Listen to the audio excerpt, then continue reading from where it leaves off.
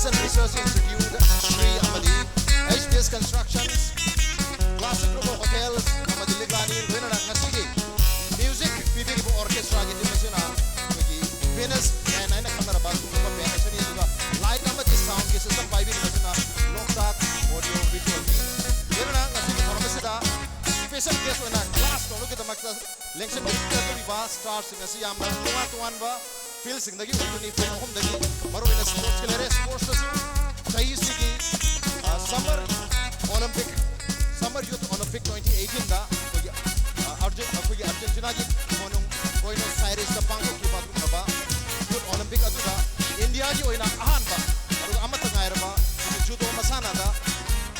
silver medal of Tabi, Tababi,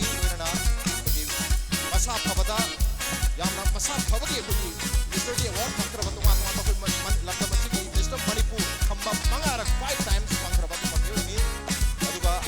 comedy Galam Masiki, no Fade, Natuan, stand up comedy Galam Tayama, Saknair Panu, any Aduba, please. Munung is a Galam, Saknairaba, Singarani, Matuan, Luxury. Ahan, but the Kokacha Gang, Siki, Toramasiki, Yamna Maruiba, Laishram Neta, 5 times Mr. Manipur Kamba winner, and also bronze winner of 52nd Senior Mr. Asia 2018 Pune Maharashtra Chahi Sigi Mr. Asia Changdam Nabada bronze medal Pankraba Laishram Netani Mayam Ahoba Kubaga Magaloina Laishram Netabu Taram Nokpiu. Ladies and gentlemen, boys and girls, please join me in welcoming Laishram Neta.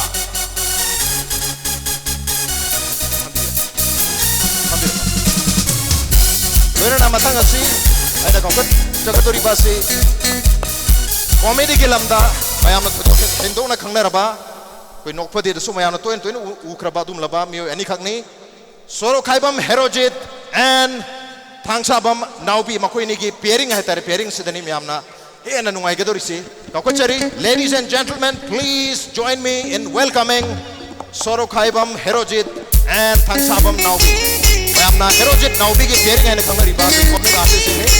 Herojit, welcome to the show, and also Naubi, welcome to the show. Sono phabir. Matang se na kokachal turba se ki khunungi isai gi lamda yamna saknair ba artist ani khangni amadi lagal hai amal yodi yoraga khogi stage ki manak se yok selekta bana makoi ni kitang thengda jarga kokachar ge hojik ahan ba guest mari siga hana koi wari watai toroga kari kari wari sanap ya bage kari kari performance yang hoba yabage aduga kari kari question hangoba yabage habagi tanjada laujage aham basi mayam khugi mafam sar complex da leriba mayambu sonlom da loi mai on san hugeda makta kara attraction ama pipi na bai herojit amade naubi gi tembo hana kokachage hai tare isai amana hodok pirsu yare koi comic ki yamna tongan ton ba yamna noning ba isai makal sakpa koi gi herojit ne inau herojit okay anima ki pairing torge hare herojit amade naubi anibagna Masigi ahan boy na tari introductory round namoy na mayambu entertain tokyo. Tagasari ahan magta da tenbiri ba mayampu mokpo herojin amadi naubi na kok no na kuramjari kai kumna bochari aduga loina na ngasigi sinbilang biri ba sangai amadi effective ki channel house buzo hain ngai tana thagar phongdok chali yamna maru ba yamna event amada khoi bo Miam ki thagol tawjabagi damakta tanja pipirakpa akhoi gi yamna laibok fabane yamna tangna phangbu tanja ni hain lojage ado akhoi gi marakta laibi ba akhoi ahan ba huduk chaboina ibo handaki sangai si ibo kari kari ibo yengbi nungai bra kamai tawe abong na hayo hairagadi handaki sangai je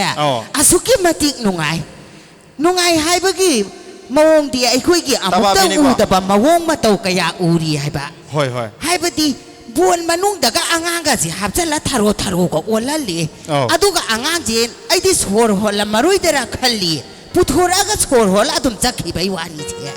yam nungai ba keno mayam so happy na tra watali ben mayam so happy be bong na tra ibo butong bira bo imai pima abok ti madu to ngoi chumna leiba bo ko ngau na loira kan du da ithak ipom mathak tu da adu ai ngamaroi yam nungai jai bok na khoi sangai daga lengbirak tana han mayam marak tagi khoi mayam na khangbira bai bok na lengbirak tana khoi sangai sida saruk yaba phangi se yam nungai jai ibo isai amtang kudol tambiu dana na su mayam gi isai amtang ai ji isai sa o hai bar na tro hoi ai na isai sa adi ทางไอเฟสติวัลเยี่ยมเวลาอีบมายามเสีย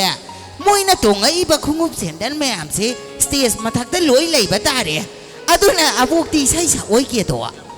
พอเรตุดีอาละโมยนะหลักปีนี้มายามเสียคุยโปรแกรมเสียหัวบุยนะมองตั้งยามพัฒนาโมงตานะคนบิโรอะดูก็คุยมาข้าตาบ่าโฮสต์ตั้งโมชินันนะบ่คุณรำบักิตันจ่าเจปีบัชิมดียามฮาราวีเฮ้ยคิดตั้งตัวนะคุณรำบิโรมีแม่โมงตัวลีก็ไอ้บ่เพ่งกัดกันนู่นอิงนะตับนะคุณรำจริงเนี่ยงั้นสิ่งที่ทางไอเฟสติวัลเยี่ยมเวลาอีบักควายปุ่มน้ำมักปูไอ้นักขุรำบัดมาติกจาระบับควาย fast number 1ดักขุรำจักยะทักษะรีอะดูก็อันนี้สุบดาไอ้นักขุรำบัดมาติกจาระบักยาบุษอมุกจะขุรำจักยะยามตรงไงสิคุยมาข้าตาอะดูก็อาหุมสุบดานุปีไว้นะพวกกันนุปีไว้นิ่งเดบสิงเชียมาสิบุษขุรำจักยะ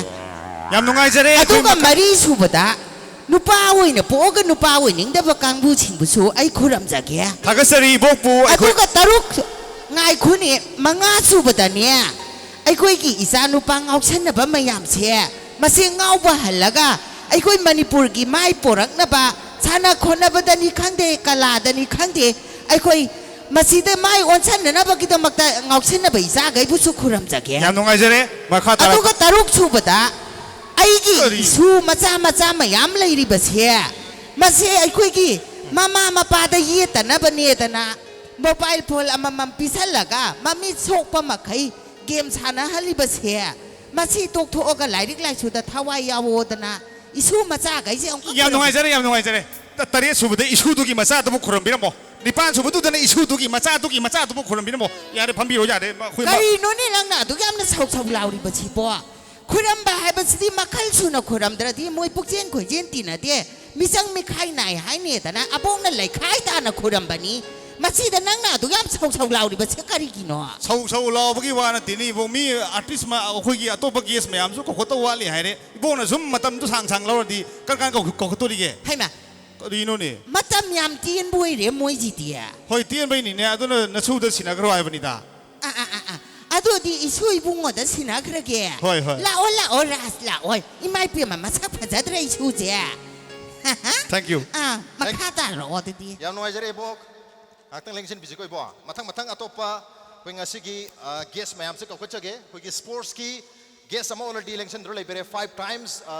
มิสเตอร์มณีปุขมตาครับบ้าไลฟ์สตรีมคุยกีเนตานี่คุยเนตาร์กันมาให้นะเวลาไอ้มันตรีกิมาจานี่คุยบ่ายมิงมันตรีก็เวดนึงสิ่งไอ้คุยเนตากีมิงสิปลุบดาโอเคมาทั้งสิดีฮันดักจะฮีปังทุกขีบ้าคุยกีอาร์เจนตินาकी कोनों कोई की Buenos Aires पाप से Buenos Aires न पाए Buenos Aires तो पंतो की बात 2018 Summer Youth Olympic Games था bronze कोई silver medal पंची बात है second position था की बात judo मसाना था कोई judo की player ने नुपी player ने और तो इंडिया की ओना हाउ जो हाउ बस था Olympic की stage था ngasi हाउ बस judo की लम्बा कोई medal लम्बा लोगों गम्त्री and she is the first one to clinch a medal in the Olympics arena ladies and gentlemen हाउ बकुबा मगलोरेना मैम कहो चगे तबाबी खांगजम तबाबी देवी की दम मैम हो बखूब आम दुखुबियो तबाबी welcome to the show welcome to Class of Stars मुझे एक गेस्ट मरी लेकर ले रहे गेस्ट अनी मुझे थोंगर रहे गेस्ट तो मथंग आई कहो चरगे कोई खुनुंग इसे के लम्दा मैम ना थोड़ो हेदों ना खंगना रबा अदुम लबा कोई जुरानी अनी से तो ना तुम पुन्ना संगमिना बा तोंगान से तुम परफॉर्म तो बस तुम थेंगना बिरंगनी कहो चरगे आहान बसी Nupa Konjelda,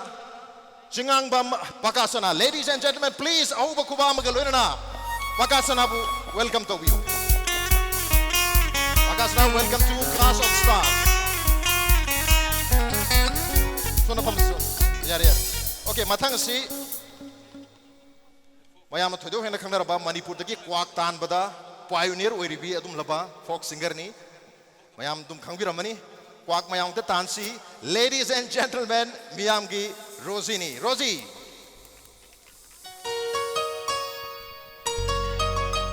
Rosie is naam ke tamam ta miyam na hoga kubam to kubisi. Rosie, welcome to Class of Stars. Okay, so na, moi ni thangna na famin halas. Okay, yam no ajare ho koi guest punchu shure, sports ka ni le re, koi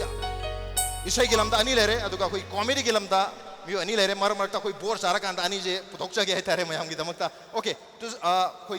comic ꯑꯩꯈꯣꯏꯒꯤ set ꯑꯃꯅꯁꯨ ꯑꯗꯨꯝ ꯍꯧꯗꯣꯛꯆꯈ꯭ꯔꯦ ꯉꯁꯤꯒꯤ ꯄ꯭ꯔꯣꯒ꯭ꯔꯥꯝꯁꯤ ꯑꯗꯨꯕꯨ ꯑꯩꯈꯣꯏꯒꯤ ꯄ꯭ꯂꯦꯌꯔꯁꯤꯡꯁꯨ ꯌꯥꯎꯕꯅꯤꯅ ꯄ꯭ꯂꯦꯌꯔꯁꯤꯡꯅ ꯀꯔꯝꯅ ꯉꯁꯤꯒꯤ ꯁ꯭ꯇꯦꯖꯁꯤ ꯌꯧꯔꯛꯄ ꯉꯝꯈꯤꯕꯅꯣ ꯃꯈꯣꯏꯅ ꯉꯁꯤꯒꯤ ꯑꯆꯤꯞꯃꯦꯟꯁꯦ ꯀꯃꯥꯏꯅ ꯌꯧꯔꯛꯈꯤꯕꯅꯣ ꯌꯥꯝꯅ ꯁ꯭ꯇ꯭ꯔꯒꯜꯅꯤ ꯃꯈꯣꯏꯅ ꯇꯧꯔꯝꯗꯣꯏꯁꯦ ꯑꯗꯨꯒ ꯑꯩꯈꯣꯏꯒꯤ ꯊꯧꯔꯝꯁꯤꯁꯨ ꯀ꯭ꯂꯥꯁ ꯑꯣꯐ ꯁ꯭ꯇꯥꯔꯁꯤꯡꯒꯤ ꯃꯔꯛꯇ ꯋꯥꯔꯤ ꯋꯥꯇꯥꯏ ꯇꯧꯕꯅꯤ ꯃꯔꯨꯑꯣꯏꯅ ꯁ꯭ꯄꯣꯔꯠꯁꯀꯤ ꯁ꯭ꯇꯥꯔꯁꯤꯡ ꯃꯈꯣꯏꯅ ꯄ꯭ꯔꯃꯣꯠ ꯇꯧꯅꯕ ꯍꯣꯠꯅꯕ ꯃꯈꯣꯏꯕꯨ ꯑꯦꯟꯀꯔꯦꯖ ꯇꯧꯅꯕ ꯍꯣꯠꯅꯕ ꯊꯋꯥꯏ ꯍꯥꯞꯅꯕ ꯍꯣꯠꯅꯕꯅꯤ ꯃꯔꯝꯗꯤ ꯉꯁꯤꯒꯤ ꯊꯧꯔꯝ ꯑꯁꯤ ꯌꯥꯝꯅ ꯃꯔꯨꯑꯣꯏ ꯁ꯭ꯄꯣꯔꯠꯁ ꯁ꯭ꯇꯥꯔꯁꯤꯡꯒꯤꯗꯃꯛꯇꯁꯨ ꯑꯗꯨꯒ ꯑꯩꯈꯣꯏꯒꯤ आर्ट के लमदा लेबा स्टार सिंगी दमक्तसु ओके अहान बसी यांगवन लाख पिरबा तुंगिरबा खुगी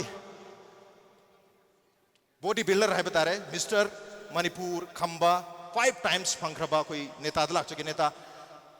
मयाम ना हाइफेते तुम खंगे नेता की मरमदा दुब नेता कितंग खरे न खंगनबा नेता से करम इमुंग दगी कराई दगी होरपनो कितंग थंबियु लेपमना उरिपोग याम बेम लेकाई दगी ने अदुगा केनोदा सानबमना यूनाइटेड जिम मणिपुर नॉर्म थोंग हाइदो अदुदा सानजे ओजा द्रुबगी मखादा ओके क्याम कोइरे सान होखि बसे कम गांधी होखि बजानो सानबजे 2013 दगी स्टार्ट होगी बने ओके दगी कंपटीशन स्टेट लेवल जे यावबो होबुदगी मिस्टर मोइरांग खंबजे नन स्टॉप ता दुम हुजिबो यावरी ओके अदुम गोल्ड मेडल अदुम लवु ngamki अदुगी मरक तुदा अदुम नेशनल अमदी इंटरनेशनल जो अदुम यावबो अदुम परफॉर्मेंस पी अदुम माई पाकबा हाइबदी गोल्ड ली लवु ngamdri सिल्वर अमदी ब्रोंज अदुम लवु अदुम हुजिबोक्ति ngamjari ओके याम नुंगाइजै अखोइ नेतागी मरमदा खरा खंगजब ngambase makha tana su lakjaki mathang sei yam quickly tababi da lakjaki अखोइ ai ngasai su haijakhiba india gi hojifog ina first amadi amat erba olympic ki stage ta medal lawba ngambi silver medal lawkhrabi अखोइ judoka tababi ni tababi handaki silver medal lawba ngamki base mic se sonda exchange tongna ba yadragati sigi achievement si phangba matamda kari puning da kari phaugi kamai togi atai di hoksi yam nungaiba ayo na di maithira lakpanina goal logen chatpaneba ada maithira lakpani yam nungai tana hanjaraki adubu india gi mafum kaya daju sanarure adubu mai fa adum hale adubu aina argentina da chalubada sanarubada maithira ga halakpani sa yam nungai taba thawai thamoi sokpa yam nungai jadaba do jage na mai tor halakchagi कोई silver medal लौबा है बसे थमोय this ओनिंगाई ओइदुनी canoe दा कोगी गोल गी दमता fight तो अरोइबा fight तो ने अरोइबा final bought तो दा फाइनल फाइट तो ले होरगा सिल्वर फंगमनी ना थवाई दिन वारी दुनी कोई वेनेजुएला की कोगी प्लेयर मगा जो का मगा फाइनल दा साना खिबनी हंद की कोई ओलंपिक की यूथ ओलंपिक की फाइनल तो दा याम नोय केजी 44 की ओरमदो माले कोगी तबाबी की सिको मान ओके अदो तबाबी से कराई दिगे होर खिबनो करी लेकाई दिनो दौर पुनै मा पाबुगी मिंगसलो हाइबिरम aibu pokpiba ipagi mingna thangjam thoiba sing imagina thangjam momi kamla devi aigi lefam na mayang ifan kokchai da gi horokpani okay mayang phal de gi horokpani okay yamno jare makha tanu chu laksa khige mathang si ai pakasna da laksa ge pakasna isa gi maramta introduce to view or introduction se isai ga loina na to view hai tare mayam ta he na khangna na ba hello ahan ma makta ngasi ke khwai punumakpu खुरमजरी ngasi live asu yang biri bakwai khudimak suaina खुरमजरी ai samak awang posumam khunung dagini ai ni isai tamba dagi hojara ge isai tamba ai awang posum khunung da ai oza rk gaurasana kauba oza makhak lei mana hek hobu dagi loibo sembirakpane ai sangriton tawjabani are sangriton ju adagi khulang isai gi khunung isai gi lamda ju oza na loi tambi adugi matung ai oza be tabati da mungsangi oza be tabati ge ahen ba kharang phangi oza dagi khara phangba ari imanaba akhoi dagi hana tombiramba imanaba jingda ju phangi ai hoji salai holding private limited ta saisakpa oina leijari okay saisakpa oina leiri salai holdings ta okay adu introduction se hena complete introduction am oina gi damta isai amatang khodol tambiram hobuse loi phul loi draga su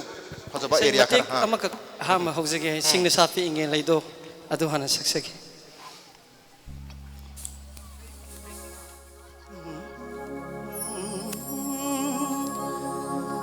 singda sapi inge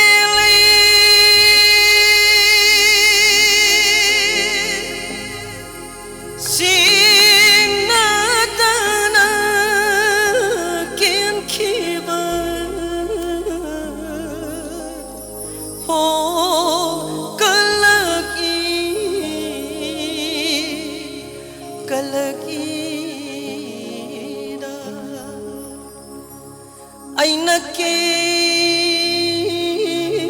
de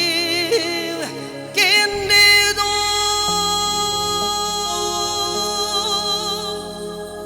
malang pana ken bagi ho ken bani ken bani Thank you so much Bakasana yam pajaba isai amakak lamdam sigi yamna mayamna pamna isai makalam khoni khoi kunung segi lamda haitare mathang asidi mayamna thodo heno khanaraba Rosie gi introduction si kwa khana tanthoga tawuna phado male Rosie kwa khana amta tantho kisi aduga Rosie gi introduction da laks Rosie kwa amta tans ꯑꯍꯥꯟꯕ ꯃꯛꯇꯗ ꯂꯝꯗꯝ ꯑꯁꯤꯕꯨ ꯀꯣꯟꯕꯤꯔꯤꯕ ꯏꯕꯨꯙꯧ ꯏꯕꯦꯟꯗꯧꯕꯨ ꯆꯦꯠꯅ ꯈꯨꯔꯨꯝꯖꯔꯤ ꯑꯃꯗꯤ ꯉꯁꯤ ꯅꯨꯡꯉꯥꯏꯔꯕ ꯊꯧꯔꯝ ꯑꯁꯤꯕꯨ ꯌꯦꯡꯕ ꯂꯥꯛꯄꯤꯔꯤꯕ ꯄꯨꯝꯅꯃꯛꯄꯨꯁꯨ ꯏꯀꯥꯏ ꯈꯨꯝꯅꯕ ꯎꯠꯆꯔꯤ ꯑꯍꯥꯟꯕ ꯑꯩꯒꯤ ꯏꯟꯇ꯭ꯔꯣꯗꯛꯁꯟ ꯑꯣꯏꯅ ꯏꯁꯩ ꯑꯃꯈꯛꯅ ꯍꯥꯟꯅ ꯈꯨꯗꯣꯜ ꯇꯝꯖꯒꯦ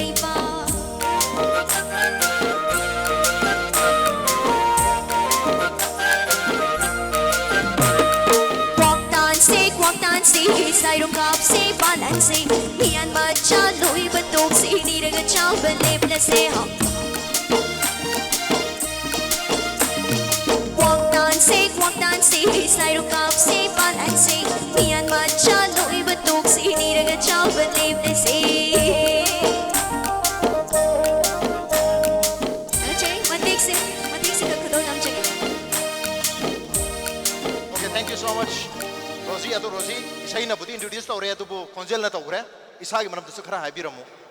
mayam kena khang na hong na ba. ꯑꯩꯒꯤ ꯂꯩꯐꯝ ꯑꯁꯦꯡꯕꯗꯤ ꯑꯩꯁꯦ ꯊꯥꯡꯒꯗꯒꯤꯅꯤ ꯊꯥꯡꯒ ꯍꯩꯁꯅꯥꯝꯗꯒꯤꯅꯤ ꯍꯧꯖꯤꯛꯅ ꯈꯣꯌꯥꯊꯣꯡ ꯄꯣꯂꯦꯝ ꯂꯩꯀꯥꯏꯗ ꯂꯩꯖꯔꯤ ꯑꯩꯕꯨ ꯄꯣꯛꯄꯤꯕ ꯑꯩꯒꯤ ꯕꯕꯥꯒꯤ ꯃꯤꯡꯅ ꯍꯩꯁꯅꯥꯝ ꯔꯘꯨꯃꯅꯤ ꯑꯗꯨꯒ ꯃꯃꯥꯒꯤ ꯃꯤꯡꯅ ꯍꯩꯁꯅꯥꯝꯃꯣꯡꯕꯤ ꯊꯥꯖ Okay ꯌꯥꯝ ꯅꯨꯡꯉꯥꯏꯖꯩ ꯑꯩꯈꯣꯏ ꯔꯣꯖꯤꯅ ꯏꯁꯩ ꯑꯃꯒ ꯂꯣꯏꯅꯅ ꯏꯁꯥꯒꯤ introduction ꯄꯤꯕꯤꯈ꯭ꯔ ꯃꯇꯨꯡꯁꯤ ꯑꯩꯈꯣꯏ ꯉꯁꯥꯏ introduction ꯕꯨꯗꯤ ꯍꯥꯏꯐꯦꯠꯇꯤ ꯇꯧꯈ꯭ꯔꯕꯅꯦ ꯑꯗꯨꯕꯨ ꯍꯦꯟꯅ ꯃꯄꯨꯡ ꯐꯥꯕ introduction ꯁꯤ ꯄꯤꯅꯅꯕ ꯑꯩ ꯅꯥꯎꯕꯤꯗ ꯑꯃꯨꯛ ꯂꯥꯛꯆꯒꯦ ꯅꯥꯎꯕꯤ 이사기 건전 나라다 바이따래 건전 막간 사방은 막 거기 나오비네 두나 나오비시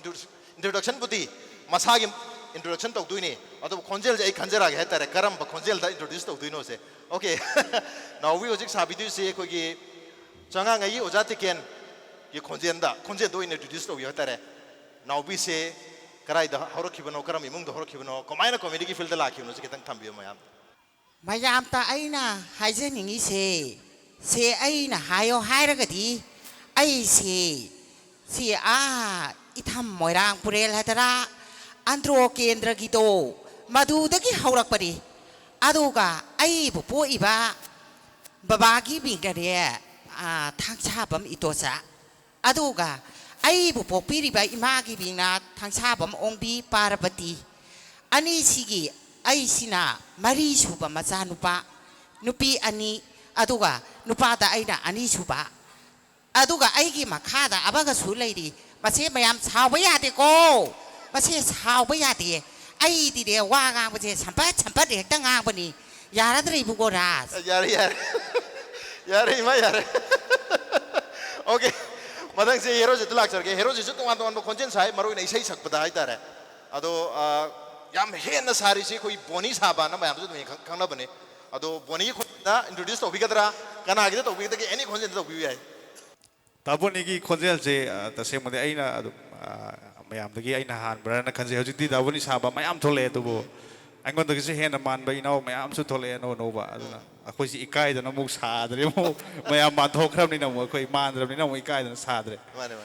Ado hana ado lagi esok mayam nak kang birak pani na ado tu tum haja ke mayam man ba man dah mayam ado itu intro tu saja. Kenune agi ming herojit tamu yani ko. My name keno Sorok Khaibam Herojit. Ai apokgi ming na Sorok Khaibam Suresh Singh. Aduga ai apokgi ima aduna Sorok Khaibam Omi Manisang ko. Ai na khui chilau mangai manung na khwai ton na khwai kathi ni. Aduni adu na hijen nge adu tasing mai gi leifam na chingja mai wang ma begap te likai. Khoi tasing ha ga de oi do misang ni thank you. Okay, yang pasal introduction ni ado khoi ngasi guest sing sigi introduction loina mayam na khangbire adu maru ina program asi ngasi sanduk chariba impact tv da live sanduk chariba program asi maming class of stars sing marakta koi wari watai to bagi exchange of words ai tare mokoi na amana amadagi khangning mayam to wari sandaga khahung na bagi atum no thoram ni adu ka thoram asibu koi thawai hapi riba power to riba si amtang ningsing jage UNACO school maitram amadi Elora hotel moreni adu ka co sponsor to ribana Caesar Hospitals and Research Institute Shri SBS Constructions, Classic Group of Hotels, Amadi Liglani, Loina Nangasigi, Music Pibiribana, Venus Bandni, Sound Amadi, Microphone, Light Pibiribata, Light Amadi Sound Pibiribasina, Loktak Audio Visual Ni, Aduka Sinbiriba, Taromasibu Sinbiribana, Class of Stars for Sinbiribana, MMTA, Manipur Mountaineering and Trekking Association, plus Impact TV Anina Sinjabani, Aduka Lengbiri Mayam Masina, Hawaii Happy Beneta, Mayam, Mukana Takapuchari, Lona was Toramsi, Class of Stars Hibernina, a stars in Dajing is seeing a sigi, guessing Sida, Amana Amadagi, Kari Kangling Baleki, Adam question said them Takta Hanaware, Maruina, Kuigi, Art comedy lam the live, comedy lam the live, musical lam the Kari Hangba, musical lam the live, sports the Kari Hangba, sports Ganguna, Song Yanis the Kagi Hangba, Loy Hangayare. Adu kita jatuh ni pijat tu isi. Yare. Mas aham besar hero sedang mau biar. Aku je nahau yang ada dia. Aku je yang kangame. Kenta isa je dom king doman baik tare. Okay. Ado hojik ti no pijat ti jalur itu yang saya je bo manthor ya isa je. Ado na aku body builder lag cage. Aku fit oina na ba aku maroi ba aku yari hai aku isa na Delhi oina ko. Mayam tongan ba aku na layu ba keno diet na tabai tare. Aku na pangi ba sejak situ lagi aku na yam. Karena toy na saga dah posisi kari no se kerja nengi aku ini Mr. Neta lagi. Somna hangbiri ba aku ini question je, aku ini fit oina lain ba hai raga di, no magi humang kita ngelakukan ba regular exercise kita tahu ba 30 minute, atau 40 minute tu wujud matang kita kai thua ko, aduh cinjak se aku ini carbohydrate ki saruk se kita ngkak thaba, aduh fat ki saruk kayak thau nung sugar gumba je kita maintain tahu ba ko. Okay. Aduh ki sinjak si sarga kita di ngaktok bang ngudara kan je. Okay. Thank you. Kui carbohydrate yam chat raba, adu thau gumba, kui fat ki sarga ubasing adu kamaruina empty carbohydrate hai na khangna ribas chini sugar ki pose masabi daba yam matok adu maruina no mada 30 minutes na 40 minutes book se exercise to exercise to rogi hagna thabak to bitare ingon gil ingon yan do yom pak to ko pator yam kana to male. Okay. Sigi mahak se koi Mr. Ama koi Mr. Moirang Khamba mangarak 5 times ko 5 times phang basigi aduga ngasi diet plan so habe takpire aduga kari to hum to fit oina leibu kita makta su takpire kaya amna fit oge kamai to ge hasi mayam di sei saga su perform tor go su ut khare koi neta gi su chance am lei hetare ut pagi body display matim tor je hetare neta gi body se mayam su ye ningang ngani 5 times ka zaman Mr. kamai oiriza no gaina neta madu gi chance to lahorasi sidala agang ta koi music isin law sina kitang thinbi ro Venus band tek koi neta bu puning thogat poina neta yai go please lakpi jake ke lothok biro tu mayam tek to biro lothok bi koi ngara din aku mamang do so leitan them dinis koi junior ta ki to maso laga display to rome to biram bi yai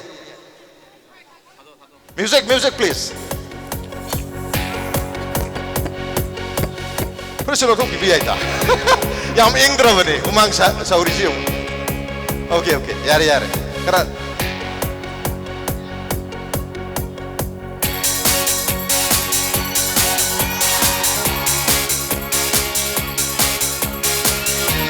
mayamgi request puri lotho hai mayam puri lotho se neta mayamgi demand ni puri lotho pi hari full badana ho gaya okay magi noi jita khara lai re aduna ma bakok jaroi gi habi op leram nina kasu kai dia noi je neta sumana yamna kano ikai ba khadok piraga mayam ge damakta mathim ulpiram jam noi je mathang je judo ka dalak che tababi se hoi hojik handak ki 2018 ki kogi summer youth olympics ta budi silver medal lawre adu si gi stage lang no bada karam ba matam dagi sana ba roki hek realize tor bada ngang ngai da gyan tar bada gi dum sana ba roki bijala judo da lak ngai da atopa masana ga ju sanram jala kamai tor gi kitang journey to kitang habiro ai je ha ba hok badai judo sana panate sum yum da lerga angang ai ga dum sana dana dum laijare dum ai gi kakangi machang khak sana ba chatpa sidai da ai ju sana ba je pam jabani na dum sana ba ji da changi sidai gi sana ba dum 2017 11 gi September da gi ai sana ba dum hojidai changjare aduga hojibau ai dum kanna practice tawdana dum Euro Olympic chatna bagi adagi ai ji adum mathak awang mathak se dum ai sa ji dum ai si yoge haina ju isa je dum confidence tam je ba aduga aina sum kan honajare sidagi mayam na tawba practice dagi aina tongana extra khara tawja ai si juma yoge na khalagadi isa gi tongana extra khara honajare yam adugi matik yam wajare ai ji dum okay hani ga ta dum wabe kan honajaba hem badagi si thak je yogjarakone ai hajin okay kan hona ba mati mathak tare kan hona da sigi stage yor kune to koi summer youth olympics 2018 da koi silver medal se phanglak pasina thana sigi mamang da su tongan ba state ke level da national level da su koi mayam pham do male medal se hoju phab da punna kyang phangre maru oi bakhara dum haibi bi national level da medal pulo punjalaga hairage punna dum haibi punjalaga 22 medal su phangre ba telba matam sigi manung da yamna puning kaya tari yamna nungai ningai oba puning thokwa ningai oba dum laba achievement hai tari yam telba matam sida 22 medals phangba including olympic medal hai tari hoju phab da india gi player amatana judo hairiba masana sida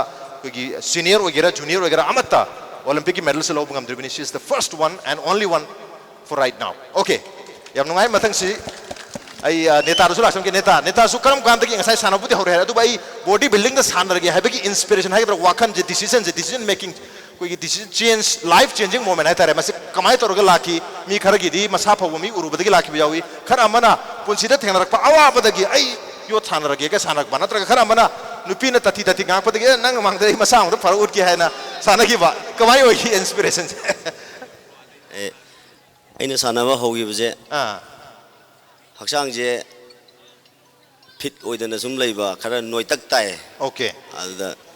dress nung set pa khotpa sum fit oidaba hai kitang nuai ta bam phau ko adagi sanaba hogi bune tha amani sanaba hobuga ai oja duna nang competition thoksi mayang yam tare soidana medal loguni habdagi adadi competition di start tawgi dagi ko ngasi bok leptana dum tawri 2013 dagi okay piron serpada fit oidaba tu da nungai rakta badagi khara noir le matu dagi chabi or mai tare adugi only p set na ba sanagi bne adubu koi yengo koi laibak hai tare p set pa phajana ba sanabu tu dagi laibak chungmi dranga sidi hona ba kandana adu hujikti mister ki tongan ba title myam phange adubu hojo pata kari title phangre adu su khara dum thambiu mayek sengna Mr. Manipur khamba aiwa koi competition je 2013 daina 17 bok continue yok pujida gold medal phange duga Sati Sugar Classic National Championship da silver medal phange Federation Cup adu jo silver medal phange duga okay adu manga rak 5 times chahi manga thangna na adagi latest ama latest Mr. Asia Pune gi se adu bronze medal phange okay bronze medal phange sina latest ne handak chahi gi Pune da pangthok kiba adugum lab Mr. Asia sida ko bronze medal haidi ahum suba position tarakhre ya nungai adu chahi manga thangna na Mr. Manipur khamba ta base masi kamai na sigi consistency maintain kamai to bikhi ai tare maintain je oi competition je tha ahum gumba watlingai dagi akogi dieting plan je howe adi kan sara hendana no morning evening par sanadana ising je thakta खर कक्थदन को Okay. याम कन्न सानदन Okay, माइ तौरगा याम कन्न honorary थाहु वालिङै दगी थाहु वालिङै दगी okay चाप खतन नति हाइतारे कोइ सानबो कांगुना तौरिसे मसा फब कांगुना body builder सिंग तोइसे चरा हेनबसु मथुक तारि माइ Matang Matangi मतुंगिना okay यानोय मथंग से रोजी अमदी पागासना लाक्चगे रोजी अमदी पागासना की कॉम्बिनेशन है तारे तो तो मैम थेंब कॉम्बिनेशन नी कॉम्बिनेशन से कम मतलब कमाई थेना की अनीम की कॉमन क्वेश्चन होती कमाई काय थेना की तामरंबीगा रंबी थौना इसे सकपा तामरंबीगा खुबानी की इसे सेमकटपा सेमकटपसिदा 2017 ओइदरो खंदे मदो अदो रोजी जे मागी वांग मगी खोइमुजे आइना कनो दो उबा माई यूट्यूब तो उबा एसिंग अंग जे फै तामो मा मते म यहन जिरा कोलन जिरा हाय बिस तामो अदु कौरो न मागी मा जे अदुइ ममांग द खोइ ओजाइदा खुलंग इसे गे रिहर्सल तौले मे अदैदा खो जादा की नंबर से लौरगा अदुगी कौगी बिदगी तामोरम बिगे कुमारी की सैदो अदु कौगी बिदगी अमाइ तर खंगना गिवनी ओके रोजी की माइके दरी करी है नहीं कमाई थेंना की अदु थेंना मतम द करी फील तौ की करी वखल खन की आई दापा का से खंगबदी कारण बिरगा इसे अमखक चिंगलो हिंदी इसे खंगी बनेबा अदै माजे याम हाई खोलेदी खंगागा दापा कान हौसे हैबी कारण बिरगी इसे मपानी की ड्वेट सॉन्ग से सी मतांग सिदा आई कौबिरक पदगी खंगा की बने ओके अनि इसे सिसु दु कौरक पदगी दुम चटमिना गरे अनि चटमिना गरे ओके अनि मगन अहान बसबेन की इसे से कोई ग्रुप परफॉर्मेंस होइना मदु इसे तो ngasi मियाम दा अमुक हन्ना मथे म थम्बिरम ग्रुप से खुलंग इसे होइना ओके खुलंग से केसु काइदे तौबिर मथे खक तमजरके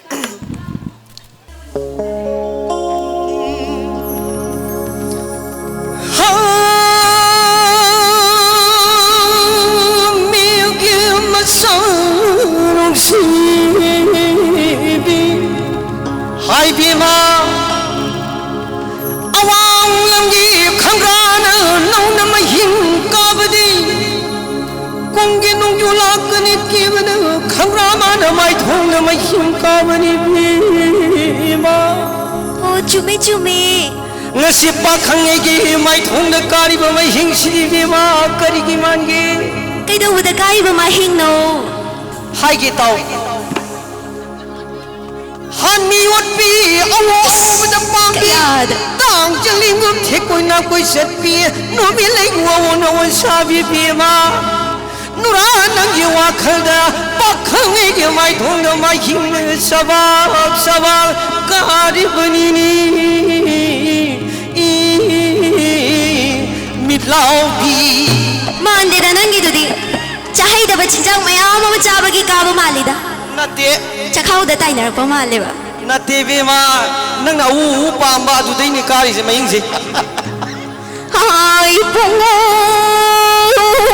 इम्फाल तुरेल सु इ हौरे नंबल तुरेल सु इ चाउरक लीद को हाय पोंगो तुरेल की खोंग द हौरिबा हिंगमाल मान नौन म हिंग मक्तौ का बदी तुरेल की लाई जैसिंग मनिल न यई बद हिंगमाल मान नौन म हिंग मक्तौ का जवनी द को मियोत पनंगबू ngasi ningol oibi ai hakna manung matam chadana mai da mahin chabak kari basidi ho career no mangi hairo ne oh hai ke ta hai be ma nang gi awu bu pa mi do adu da sunati nang na mai thong na mai hing kari do pa khang gi wa khal da ka badi nati do sahai da chija kaya ma sai do mi khwai di hauji ji wa matang ge ba khara panjage waro bi roi khulang isai ga di khitang thai na gi oi bo ko ni do hauji ki oi ba matang gi wahi khara phenjin jarake waro bi roi mayam pana mangna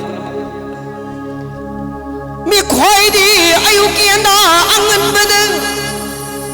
sangom la phoi sa den tawi do bi ma nang dia tu di nati ayuki na haugal pamatam du da kwa jana charu badage mai dhon mai ka bani ku ibima o nati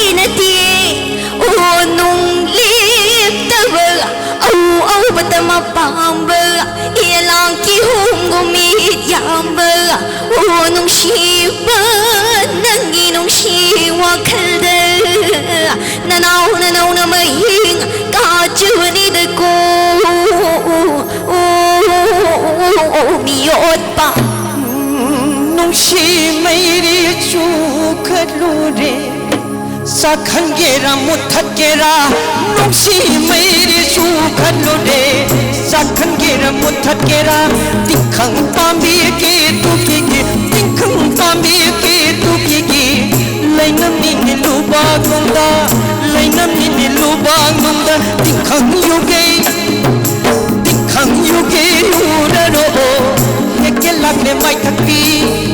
Heke lagle mai thakpi Hanbatadi hallaro Ho Leirang khuding chiro tauba Leirang khuding chiro tauba Mixna le kai koi gan ba Nung le taba pa khang phuk chil Nung le taba pa khang phuk chil Ningol thamana chingna jay Hona ta taura numai thak pa Thak chili mate khar se khudol tam chay Thank you so much. Yam phajaba kunung isai ni. Kulang isai hai tar kunung isai ki sarwa moina kulang isai yam phajana sakbi khare. Aruga koi kulang isai dadi any contemporary label elements sing hapcha laga sakpa ya na jo koi oza kharana dum takpi ram yaduna yam chani hai tar kuda ki oiba contemporary wahi wata mayam sizina raga isai sakbi base. Okay mathang sidi mayam na gaha kamu ki comedy ki hai tar comic ki maham lowina se isai sum sabani ne isai ki continuity ma tham jai tar koi ibo bisakti isai sakpi yadabani na कोई हेरो जे तो इन सही से सक्पियो ना जर गया कोई हेरो जे की खानाओ जे मणिपुर की सिंगर मयाम की खानाओ नुपा खोंचल दलो यावर गले रमने फिट तौरगा अदर सही से मदंग मदंग सक्थर को यार ओ सही जे इना खरा सेमजो खर लइए सोम या खोइना सही की सोम एंकरिंग चचर द सोम सेमजो हाइतारे मयाम सो तुम यंग बी यारो को तुम मयाम स्टाबिरम गने खोइगी सिसु इसई अमदगी थोखिबने निंगजब माना है विषय दुदगी सुम सागला थोखिबने अखोइना ओथोइसिना अखोइगी लैसाबी अमगा फमुंगदा लैबा मा अमगा नुंसिनाबगी वारीदा ओंथोखिबने मया मते अमतंग खुदल तमजगे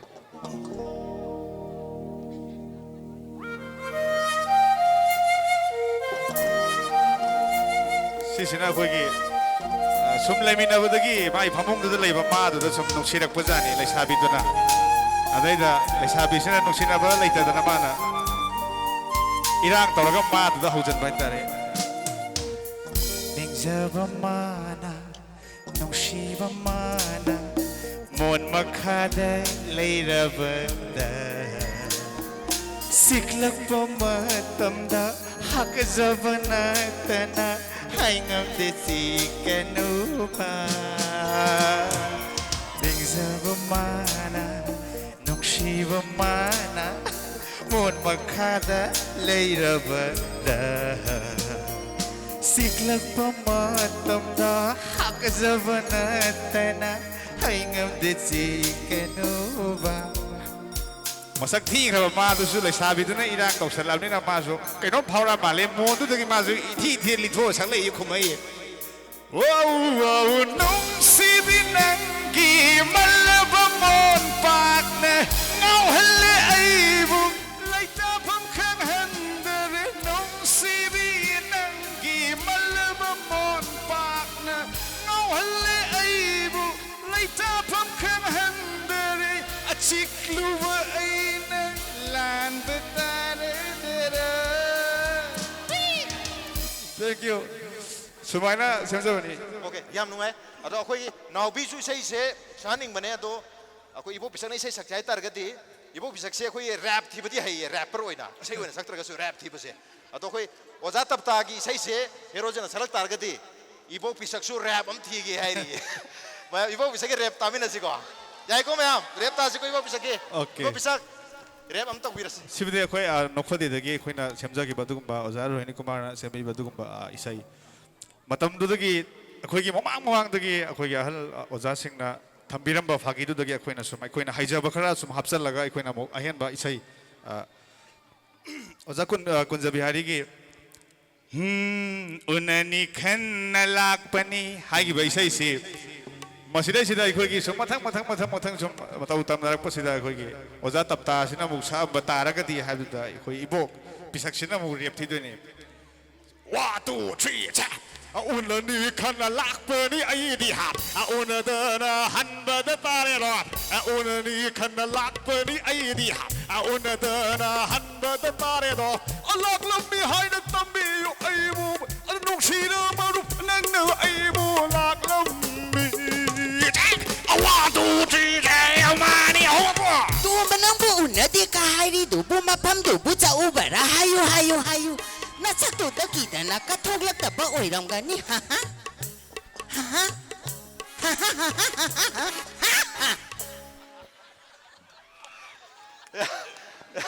ꯌꯥꯝ ꯐꯖꯕ ꯔꯦꯞ ꯍꯦꯛꯇ 이복 비석기 이복 비석수 ꯌꯨꯝꯗꯒ ꯇꯤꯚꯤꯒ ꯌꯦꯡ ꯂꯩꯔꯝ ꯇꯥꯔꯒꯗꯤ 이복수 ꯀꯣ ꯅꯣꯛꯄꯗ ꯂꯣꯡꯗꯣꯏꯖꯥꯅꯤ ꯌꯥꯝ ꯅꯨꯡꯉꯥꯏꯅ ꯁꯛꯄꯤꯈ꯭ꯔꯦ ꯑꯣꯀꯦ ꯃꯊꯪꯁꯤ ꯑꯩꯈꯣꯏ ꯑꯦꯛꯁꯆꯦꯟꯖ ꯍꯥꯏꯇꯥꯔꯦ ꯉꯁꯥꯏ ꯑꯩꯈꯣꯏ ꯀ꯭ꯂꯥꯁ ꯍꯥꯏꯕꯗꯣ ꯀ꯭ꯂꯥꯁ ꯈꯔ ꯇꯧꯅꯁꯤ ꯑꯩꯈꯣꯏ ꯁ꯭ꯄꯣꯔꯠꯁꯀꯤ ꯀꯥꯡꯕꯨꯗꯒꯤꯁꯨ ꯃ꯭ꯌꯨꯖꯤꯛꯀꯤ ꯀꯥꯡꯕꯨꯗꯁꯨ ꯀꯔꯤ ꯀꯣꯏꯁꯟ ꯍꯪꯅꯤꯡꯕ ꯑꯩꯈꯣꯏ ꯀꯃꯦꯗꯤꯌꯟꯁꯤꯡꯁꯤꯗ ꯇꯕꯥꯕꯤ ꯀꯔꯤ ꯋꯥꯍꯪ ꯍꯪꯅꯤꯡꯉꯤ ꯀꯔꯤ ꯔꯤꯀ꯭ꯋꯦꯁ ꯇꯧꯅꯤ ꯀꯔꯤ ꯏꯁꯩ ꯁꯛꯍꯟꯅꯤꯡꯉꯤ ꯅꯠꯇ꯭ꯔꯒ ꯀꯔꯤ ꯀꯣꯃꯦꯗꯤ ꯇꯧꯍꯟꯅꯤꯡꯉꯤ ꯅꯠꯇ꯭ꯔꯒ ꯁꯤꯡꯒꯔꯁꯤꯡꯗ ꯀꯔꯤ ꯇꯧꯍꯟꯅꯤꯡꯉꯤ ꯇꯕꯥꯕꯤ ꯏꯁꯩꯒ ꯇꯥꯗ꯭ꯔꯣ ꯇꯕꯥꯕꯤ ꯇꯥꯏ ꯇꯥꯏꯀꯣ ꯔꯣꯖꯤꯒꯤ ꯏꯁꯩ ꯌꯦꯡꯗ꯭ꯔꯣ ꯌꯦꯡ ꯌꯦꯡꯉꯤ ꯀꯔꯤ ꯏꯁꯩ ꯌꯦꯡꯉꯤ ꯀ꯭ꯋꯥꯛ ꯇꯥꯟꯕꯩꯗꯨꯃ ꯀ꯭ꯋꯥꯛ ꯇꯥꯟꯕ ꯌꯦꯡꯉꯦ ꯑꯗꯒꯤ ꯋꯥꯡꯃꯩ ꯈꯣꯏꯃꯨ ꯋꯥꯡꯃꯩ ꯑꯗꯨꯝ ꯈꯣꯟꯃꯨ ꯃꯊꯪ ꯑꯗꯨꯝ ꯃꯥ ꯏꯆꯦꯅ ꯁꯛꯏꯉꯩꯁꯦ ꯑꯗꯨꯝ ꯇꯥꯖꯩ ꯑꯗꯨꯝ ꯑꯗꯨꯅ ꯁꯛꯄꯁꯨ ꯍꯩꯕ꯭ꯔꯥ ꯍꯩꯇꯦꯗ ꯍꯩꯇꯦ ꯇꯥꯔꯗꯤ ꯈꯔꯗꯤ ꯍꯩꯐꯝ ꯊꯣꯛꯏꯗ ꯃꯇꯦꯛ ꯑꯃ ꯁꯧꯗꯅ ꯆꯦꯆꯦꯒ ꯄꯨꯂꯞ ꯇꯨ ꯆꯦꯆꯦꯒ ꯁꯛꯁꯤ ꯀꯔꯝꯕ ꯁꯛꯁꯤꯒꯦ ꯋꯥꯡꯃꯒꯤ ꯈꯣꯏꯃꯨ ꯁꯛꯁꯤꯔꯥ ꯃꯇꯦꯛ ꯑꯃ ꯋꯥꯡꯃꯩ ꯈꯣꯏꯃꯨ ꯅꯪꯅ ꯃꯇꯦꯛ ꯑꯃ ꯁꯛꯑꯒ ꯆꯦꯆꯦꯅ ꯐꯨꯜ ꯁꯛꯆꯧꯔꯅꯤ ꯑꯗꯨꯗꯩꯗꯤꯀꯣ ꯂꯥꯛꯑꯣ ꯆꯦꯆꯦꯒ ꯁꯛꯃꯤꯟꯅꯔꯁꯤ ꯂꯥꯛꯑꯣ ꯋꯥꯡꯃꯒꯤ ꯈꯣꯏꯃꯨꯅꯤ ꯁꯛꯇꯣꯏꯁꯤ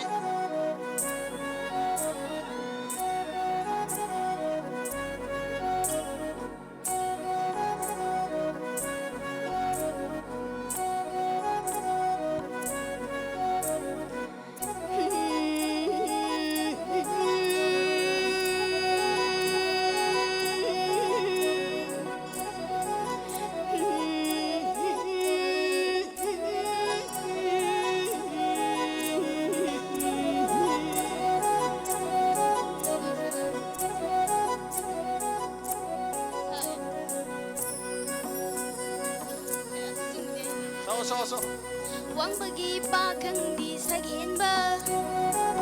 ꯅꯪꯒꯤ ꯅꯨꯡꯁꯤꯒꯤ ꯀꯊꯥꯗꯣ ꯋꯥꯡꯕꯒꯤ ꯄꯥꯈꯪꯗꯤ ꯁꯛꯍꯦꯟꯕ ꯅꯪꯒꯤ ꯅꯨꯡꯁꯤꯒꯤ ꯇꯦꯟꯊꯥꯗꯣ ꯊꯃꯣꯏ ꯄꯥꯎꯗ ꯊꯥꯔꯛꯈꯤꯅꯨ ꯊꯃꯣꯏ ꯄꯥꯎꯗ ꯊꯥꯔꯛꯈꯤꯅꯨ ꯅꯤꯉꯣꯟ ꯊꯃꯣꯏ ꯂꯩꯔꯥꯡꯁꯦ ꯍꯩꯔꯥꯡ ꯍꯩꯃꯣꯏ ꯐꯥꯖꯒꯅꯤ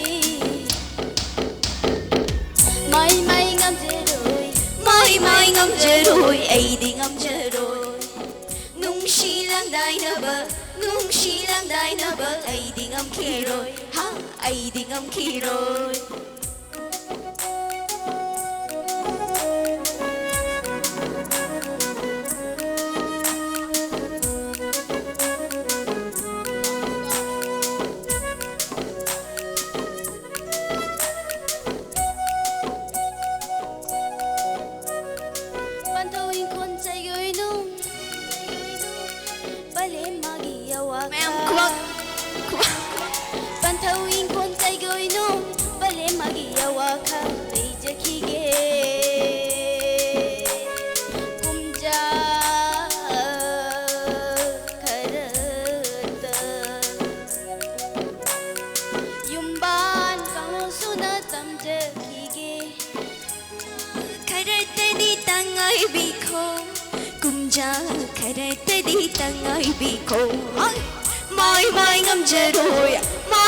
ꯉꯝꯖꯔꯣꯏ ꯑꯩꯗꯤ ꯉꯝꯖꯔꯣꯏ ꯅꯨꯡꯁꯤ ꯂꯪꯗꯥꯏꯅꯕ ꯑꯩꯗꯤ ꯉꯝꯈꯤꯔꯣꯏ ꯑꯩꯗꯤ ꯉꯝꯈꯤꯔꯣꯏ ꯇꯕꯥꯕꯤꯁꯨ ꯏꯁꯩ ꯌꯥꯝ ꯍꯩꯔꯝꯃꯤꯀꯣ ꯌꯥꯝ ꯍꯩꯔꯝꯃꯦ ꯑꯩꯉꯣꯟꯗ ꯍꯦꯟꯅ ꯍꯩꯗꯣꯛꯈ꯭ꯔꯦ ꯄ꯭ꯔꯣꯐꯦꯁꯅꯦꯜ ꯁꯤꯡꯒꯔꯒꯤ ꯇꯥꯏꯞꯇꯁꯦ ꯑꯩꯈꯣꯏ ꯑꯣꯟꯂꯤ ꯁꯥꯟꯅꯕ ꯈꯛꯇꯅ ꯑꯩꯈꯣꯏ ꯁꯥꯟꯅꯔꯣꯏꯗꯤ ꯏꯁꯩ ꯍꯩꯔꯝꯃꯣꯏ ꯀꯥꯏꯅ ꯈꯜꯂꯨ ꯌꯥꯕꯖꯥꯠꯅꯠꯇꯦ ꯑꯗꯨꯝ ꯏꯁꯩ ꯍꯩꯕꯖꯥꯠꯅꯤ ꯑꯗꯨ ꯂꯣꯠꯁꯤꯜꯂ ꯊꯝꯕ ꯍꯥꯏꯇꯥꯔꯦ ꯑꯩꯈꯣꯏ ꯅꯦꯇꯥꯁꯨ ꯁꯣꯏꯗꯅ ꯀꯩꯅꯣꯝꯗꯤ ꯍꯩꯔꯝꯅꯤ ꯏꯁꯩ ꯅꯠꯇ꯭ꯔꯁꯨ ꯅꯦꯇꯥ ꯕꯣꯗꯤ ꯕꯤꯜꯗꯤꯡꯗ ꯇꯧꯕ ꯖꯥꯠꯂꯥ ꯑꯇꯩ ꯀꯩꯝ ꯇꯧꯗꯣ ꯖꯥꯠꯂꯥ ꯅꯦꯇꯥ ꯏꯁꯩꯒ ꯁꯛꯄꯤꯕ ꯖꯥꯠꯂꯥ ꯏꯁꯩ ꯁꯛꯑꯝꯗꯧ ꯃꯥꯜꯂꯦ ꯏꯁꯩꯗꯤ ꯁꯛꯇꯦ ꯁꯛꯇꯦ ꯑꯗꯨ ꯀꯩꯀꯩꯗꯤ ꯇꯧꯕꯤ ꯁꯩꯔꯦꯡꯒꯨꯝꯕ ꯊꯤꯕꯤꯕ꯭ꯔꯥ 와 사나보 와르 간다디 머먹다 카가 타이 따바 따라가디 카가디 좀 하이범 토이다 거기 이복 비사기 타입다 이거 랩 보다 kay say ka kena tolong ani aku ini Mister Khamba sum tab ni na Khamba thoi bi jagoi dia Khamba thoi bi jagoi jagoi dia haite jagoi dia isai de khara hai ba malik wa pam so isai am gatang kuli mayam sina expect tori mina matiam tong or jo line ani dang or jo sakpiram kari isai kari anam ba tagan bisai je kana gi galli adum ayamba dum mati loi taje mati taje ayamba loi mati taje atuna mati ani hum sakpiram tare thoti yam sang ni soi ge mati se ekta samjalaga medley hai tare ko ama loi baga ama loi baga ama mati nong matang nang bu udabada kaya dangau halit thamoi nungda wah hauba dangai ri banu sibana ai butat nangau hale khang bangam handare thamoi se pirone nangi thamo nusibi nangna aingonda nangi nusiwa ai nisingduna ta lairene khanghallo aibu ngauraba thamoi pirone nangi thamo nusibi nangna aingonda luar bo mati Amerika sakpa yari da ai di full luar bo ningure mati ek yam sange ai mati ek yam sange to yam pai khoi gi player sing su atum apa ba singer dum yaw bajane khoi gi singer mayam ma haitar hana di singer oina sei sakpa che sum pamjana hauraga tongan balam da zakhi ba kharam na sibai khan gi ba kharam mana sports zakhi ba kharam mana doctor go gi ba adu ko na magi professional leir kan da ai ju sei sakpa dum pam marina kha dum saksa ge ga na adu ga mayam mang deri hai bu ngam ai doctor ro mai sei saktu no ai sports person ro mai sei shau do mina kai ngang na ni da na to min lesson mujam jawe adu hujikan de du matam na tra hujikan di dum sangna ba yare adu sakpa yam mi kai ra na hujikan di mobile phone mang da dum sangna ba ju yare adu saga dum thagat ki ba di viral go ra kan di sakta yaro di sakta am okay matang pakasana la ke pakasana ki sai yam phajaba nga sa hena ki ba chenglo hen bi ningol do adu ki sai sisu matiam ta horo je mayam sei tong na ngai se ko pakasana ro ka jum sakpi jala mar makta kai no ta koi sangritan ju sai are ki kunung mi sei ju sai ko kai makhal ki sai loi sak jala loi sakte ai sang khulang isai se hoi matam isai ki type habit man mai tare adum baga dikhra matam se sei ko mudi dum sai okay ado ai saksage chinglo hen bi ningol mase kunung isai oi duira mase fusion not sankriton hafet adi matam isai hafet adi Rajasthani folk song mati am jawi si tei western dang ya hau drama ya hautre okay mayam fusion har ga western ga ya ga yang do to mining buko adu bu sai jita di ko tongan ba folk mayam punja laga fuse to bai tare mata mi se khara jaw yam waje isai se ai ga tamboram bi thona ga ani punna khoi bani saksa gi bni di bai bi international gi siang lâu hiền bi ningo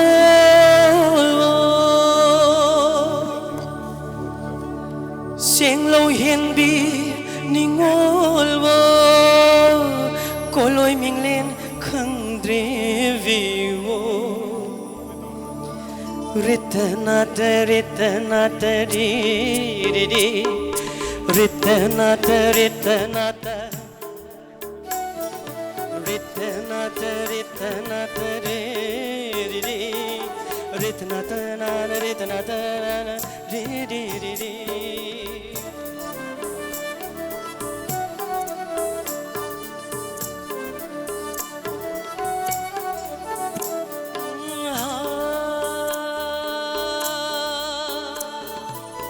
siang lâu hiền bi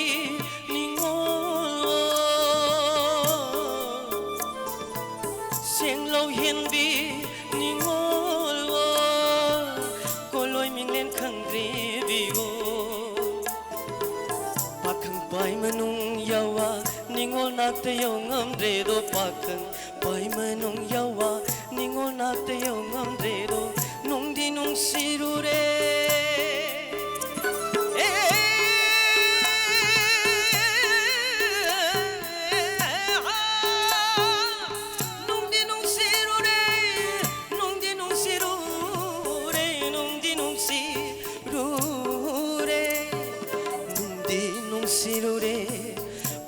ꯄꯥꯝꯖꯔꯨꯔꯦ ꯅꯨꯡꯗꯤ ꯅꯨꯡꯁꯤꯔꯨꯔꯦ ꯄꯥꯝꯗꯤ ꯄꯥꯝꯖꯔꯨꯔꯦ ꯁꯦꯡꯂꯧ ꯍꯦꯟꯕꯤ ꯅꯤꯡꯉꯣꯜ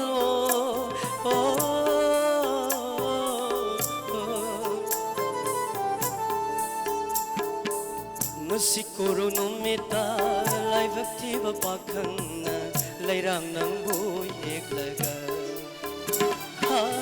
ꯂꯩꯔꯥꯡ ꯅꯪꯕꯨ ꯍꯦꯛꯂꯒ ꯄꯥꯈꯪ ꯑꯩꯒꯤ ꯅꯥꯄꯗ ꯀꯥꯎꯈ꯭ꯔꯦ ꯂꯩꯔꯥꯡ ꯅꯪꯕꯨ ꯍꯦꯛꯂꯒ ꯄꯥꯈꯪ ꯑꯩꯒꯤ ꯅꯥꯄꯗ ꯁꯤꯟꯖꯔꯒꯦ ꯍꯥꯏꯕꯕꯨ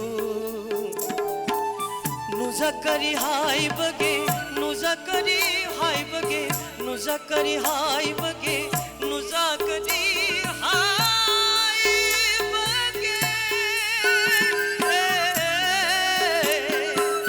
ನಾಮಿವನು ಸೀನ ಯೈಬದ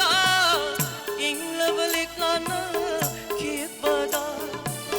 ನಾಮಿವನು ಸೀನ ನಾಮಿವನು ಸೀ ನಾಮಿವನು ಸೀನ ಯೈಬದ ಇಂಗ್ಲಬಲಿಕ್ಲಾನ ಕೇಬದ ನೇಮ್ಲರುನೆ ಮೈ ಹಾಕ್ಸೆ Thank you. Thank you so much. Yang pajabi say ni jenglo henpi ni ngolo. Koi marak tam mayek kau ki kesu kai ti kau bisi jang na etare. Akoi su television da discussion tau matam si da koi discussion ki question se mayam hang mujawe. Question se hana loi sem do ga hang majala na. Ado mai na koi question di sem dok te. Kasi khana ka do topic se sini sigi area se sini atona swai se kai kai khang mathok ta ge se khang do ga. Sang du ni question se hang du ni wari sana bisi da launa du na maga launa khona bisi da. Ai na question na thala hang ba. Arida guess na. ai adugi question dugi pakhum piting ai dai kenom ta sengdok chahoge sini sengdok pi oja sini adu ma ju sengdok sengdok loraga rajna ga sangi question da kaino sini ai oja adu ka hore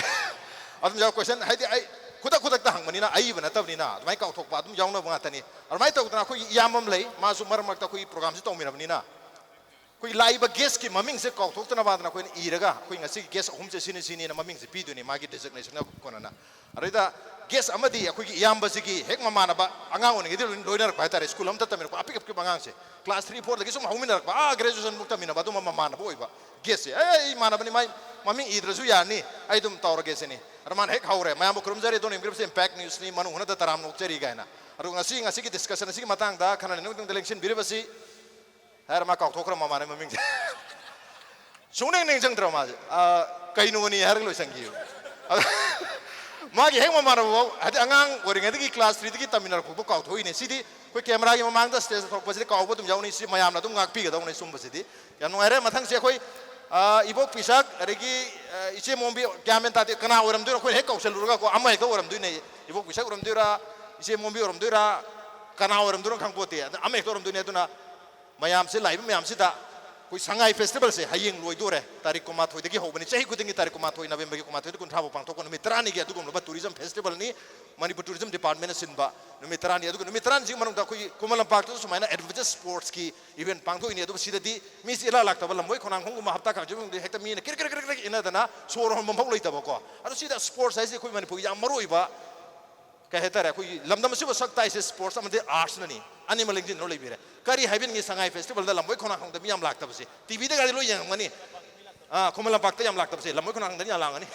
ado ibok pisak ta ki konjen da haibi ge bra kana gi avatar da haibi do no haibiro na se na hayo haira ga di ne moi gi lamoi khonang khong do madu di ne yam na ha mai am lei hai na se hoi ason bai khoi di yam lam na sat pa sunung ai te swai de lai ora ge da na ngasi di si de hekta la abani wa ro ba ya de ma khoi gi nungai ba ma pham du da sat lu ra ga su ma pham si gi nungai ba u da ba sing du nan di ne mi tam isai nungai ba ra ko mai yeng ma nungai ba ra hang ba ga cha ma na ni ma pham si gi nungai ba se moi na khang pon na te mi amaga sak ma na da ba gum ai khoi gi ma pham si su ni ma khoi na ni yeng ba phang da ba do pukning waram ga dori ni sam ga dori ni adu na ne na khoi ne si da mi am de na pukning son tha ga nu ko ado si mom bia ado khoi jeni di khoi lam khoi komalam pak mi am lak ta ba se sida soi chang ni ngom du ma le คุไรเจนี่เสมาละใจบ่เสก็ไม่เจรังมันนี่มายามเส ไอ้ที่ข้างเตตามียามก็ไอ้คอยกี้มาสักพัชปะปะข้างก็ยามไรรำมาตีว้าวสะสิงาเวมบันนปรามาตลาฮอกเกปูกับไม้เต้าสิเกให้กตาปัชิตาชิติกระไรตะกี้มีส่วนไรเตอิสบิดสิติปูระไก่นมเต้าเดไอ้ยาเราไอ้เอาตาหับตากลางใจปงตาเอาตาบางหัวตาเลยมวยกิพัชปะปะข้างสิงโตยแต่นะให้รำก็ต่อที่เนี่ยประเสอาตุนะไอซีเจนี้โอ้ยระปานี้นะเฮาจิกเจลำตับสิกี้ไอคุยกี้คมมาลำปากตลากปะพัชปะให้ปฏิสานาคนนับปกี้ลำกี้ไอคุยกี้พัชระปมาพมัดเสตาหลากตัวนั่นเลยดิปานี้นะอันนั้นปนะไอคุยนิสาจาปะโอ้ยรำมาร้อยนะคันเลยมาเสไอกินหลายปานนะเอามาเถี่ยวตะยาเตียนะคันตัวดิไลฟ์พาร์ทเนอร์ที่ตัวเรเจนี่คุไรนะโอเคอ่ะตัวคุยกี้กักชิงกี้โกมอลจะโกมอลนะกว่าส่วนนี้มายามจะหอยระกะส่วนตัวปอร์กปฏิก็ไม่ปอร์มตุมาเลยแล้วไม่คนคนที่ส่วนตัวพุทธลักษณ์เสเฮ้ยแม่แม่บ้าเซโลมวยกี่ละมวยคงยังคงจะตัวรีบตัวมาดูตะกี้เห็นนุ่งไงบ้าสิตอนนี้อิมแพคทีวีน่ะหัวจิกไลฟ์ทารีบันให้สุดโลกะดีนั่งเซโลหน่อยใครตัวพุทธลักษณ์ตัวนี้เนาะมาให้มาทับตาคังที่บุ้งตะสูมีกรีกรีอินอะไรหัวเฮ้ยไอ้ตัวกี้ยังโง่ไอ้สกนาโนไม่ยอมข้างกับมันนะจ๊อไอ้กิทางไปแล้วก็ไม่ยอมบุกใจนะโหยโดนปลดกันนี่ก็มันลำบากยิ่งสุกจอร์ไปสเตเดียมเสียนึ่งใครบ้างมาใครแล้วหันก็ตัวรีบนี่มาพร้อมสิดาท่านคุณนบกีอามาดีไอ้คอยกี่สิสักว่าสิสักพีก็ไม่ได้แก่อามานะเท่าไรมาสิยาวเลยให้พี่โตไม่ยอมอุดรมานี่อาดูนะนักคอยสิดาลาปนะยามทุนสลักแล้วไม่คนนั่งคงดีกิมีไก่โตมาพร้อมสิดาหอยโดอาดูมาตึงอามรอยมาดูทุ่งอามอยกระไรงามันนี่ไอ้บงงามดีว้าวน้องคนสิเร่จอยน์ตัววิวคุยกับเฮโร่จิตเฮโร่งักตั้งลิงเซนบิจิกว่าแล้วคุยเฮโร่จิตกิสูสังไงเฟสติวัลด้ายังบลักปะแต่คุณนึงเดพาวีบอกว่าขลุ่นตัวทำบิวดูมาอีใช้คอนเทนต์ตัวนี้ก็ใช่ๆตัวคอนเทนต์แม่ผมสุดเลยดาราเสียสาวให้มันนั่นแหละคุยเสียอีใช้คอนเทนต์สิกอกสลักผมตั้งยาวคนนี้ว่าใช่อีใช้คนเดียวให้จะเกี่ยคุยสังเกตเฟสติวัลมาด้วยนะคุยคอมบลำบากตลาดฟิลิปแบบไม่เอาเพราะบางทีให้ยังไงทักกันเฉลี่ยมันดีสิคุยกี่ดีมาคุยมาเลี้ยงตัวสักตาลีบัดดูกุมบ้าจ้าบ้าดูกุมบ้าสันน้อยไม่เอากี่เซมพัมดูกุมบ้าสคูลิ่งจักรอามันนี่สิ่งที่มาฟังสิได้สิได้จัดตัวน่าคุยกระไรจัดตัวเนาะอาจจะสิ่งที่หลักฟิลิปสุดท้ายปุ่นทักกันฟิลิปกังบุสิงชีคุยหลักฟิลิปไม่เอาเพราะมาฮัลมันเชื่อเนาะคุยสินจะลังจอรีบ้าสังไงกี่ไม่ใครตะกี้ตัวก็คุยลังจอรีบ้าคุยอาร์ติสต์กี่ไม่ใครตะกี้ไม่เอาเพราะบุหายยังไงตัวนั้นทักกันไปฟงดกเฉลี่ยมาลักสิได้สิได้ทักกันไปฟงดกปกติเลยนั่นนะไอ้อิสายยังตั้งอุตส่าห์ที่เก่งกี่ใช้ตาตัวคุยอุตส่าห์ที่เจียนไอ้ไม่มีคริสเซ่คุยกี่มันซิงเกิลดูสมที่ใจตัวกี่ไอ้ฟังกี่วันก็สู้อิสายด้านน่ะคุยน่ะยามน่ะพอน่าจะไปตาเลยอุตส่าห์ที่เจียนกี่ใช่ไอ้ที่ไปเอาอุตส่าห์ที่เจียนกี่โคเจด้า남자기 따비시 오이 할로 파이부 본시기 람란바 오이 할로 파이부 본시기 람란바 우두나 짠코 남기니 nungsiba hai ganu ai bumi nungsi khangdaba hai ganu ai bumi nungsi khangdaba ngam gani nang punsigi kaina oi hallu ai bu punsigi lam lam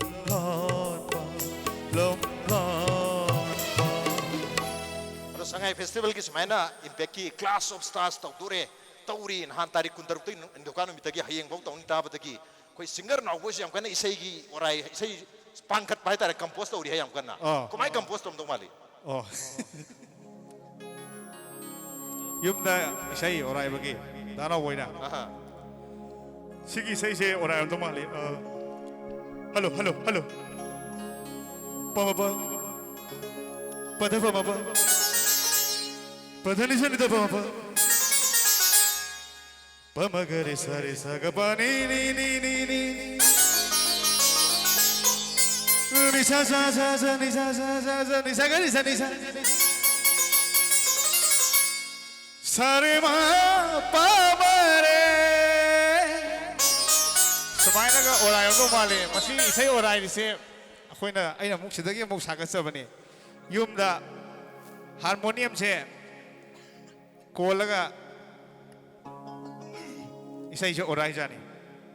Danaw bagi loy na bitay masi sadana kawi Asing begini aina yamba nang boy dah hangga siamza kita isai ni sisu aina sagat saba sadana kau ya yum de semua orang ba semua orang pun ngaman ni semua orang pun kanau si semua ngak bojani ada mana barak cerita sadana satu kita sarap tu kelas tu dia mantap putero hai isai kanau si kange ta terap jani ada ini masuk isai gini ni na itai madusu isai gini singgaran ni tu mana 사드나 다들 뭐 사드나 사럽도 보길라 sama hai rozani satu kita sarap tu bogilas sama putorona itu yang mati saya tadi hom lang mari nak tilo lagi putok pas saya sum sur paling ada sum ing ba saya si putora pas sahur ka masih saya tadi ni ani nak hom lang cura apa ni saya sum thak tanah sum sum paling yo satu sarani ni question tu Isai dah muk, orang salah ni nama harau ni tahu. Nang kampung ni nang loli baca saya itu nisa ni nisa, nisa sa nisa nisa. Yare sa nisa ni tahu le nuko. Isai nu sumpah le nu. Aku ni matung dengan sungguh loli kami hai kesang kisah ni. Ada ni nupi ni isau lang bahaya na. Pakai pun kerja macam thak jalan lori jana sahab tu pola. Sari mampu ini. Sari sa sari semuanya kau hidup begini migi maca nungsibi ho nungsibi thamoy masak khang biu tapna ingla thang di kong thang semuanya sab do malen tam jage thank you so much tungan ba konjel sing ni hatare marui na usap buenau na kamaina isai se torong madagi se ko orai bagi se okay koi ngaksu tar re mayam gi ko isai mayam ama sak pikir tababi su aduga koi genu su neta su se adu wari watai ngaksu tausi akoi ngasai question mayam su aina su hangre adu aina hangbi mata koi class ni na koi star sing akoi genu su question hangbi bi ai naubi su hangbi bi ai roji su hangbi bi ai pakasna su hangbi kari wa kana di kari khangni kitang ai amata hangjage ai koi ge Pakasana day hangge. Pakasana. Akoi so mimiki tawbani na khanau se sukimati joton tawra thamninge ba. Adoi targati somna isai sakpani na kari akoi gi khanau se kamaina yamna joton tawra tawge karamba chinjak cha take karamba dai char ga akoi khanau se phagata ge haba se amtang pakasana ta gi khangning bai ta. Okay, pakasana. Kamai maintain tongni khanau se. Khanau se Kanaugi koi rias tong na bahai tare sigidi aduga vocal oina wa oina ngang bagidi khangde aduga isai oina ai haijarake isai gidi ojaga ina sum takpi bidi ai ngasi bonum seasonary sampraga khoiga simadi aingon da yam kana je kanau taraga ju sampra khoi sina anum phagale aduga lok khubu khopa sum torok bale ragadi singa tulisi managa Pasal suka raga, ising sahabat nak kita ngajal laga ngak thambai tingaga, adu gizu luku budi ampai. Aduh campra ke koi gitu, campra aja harus macam sumjelaga koi kontai. Sampra mahi gelas sama dah sumani koi itu ada ni mahi itu ising kita ngapaga, tiada lagi nampak pewan. Ising yam na hafta vida. Aduh adigi Samprati yang pagre kanau kakti wana tre yang pare adi ko koi puk kazu handai hai ado puk handana ba ai yang kan tabi ai di suan handawa de ai di ado kanau di yang nungai hai tare kanau di yang adi kanau yo bo ji kanglayen ji yang pai kanglayen ji haksang ju pai hai kanglayen ji pangnam jar ko ju yang pare ngasi nungdang ahing jimat tingam ga nongala ga thak pu ju yang pai kanau gi oi ba pose Kanau si yam hena tar yam tina tar ba boy tadi kang lain si yam par hai semai hai jeke kang lain yam pare campra yam pare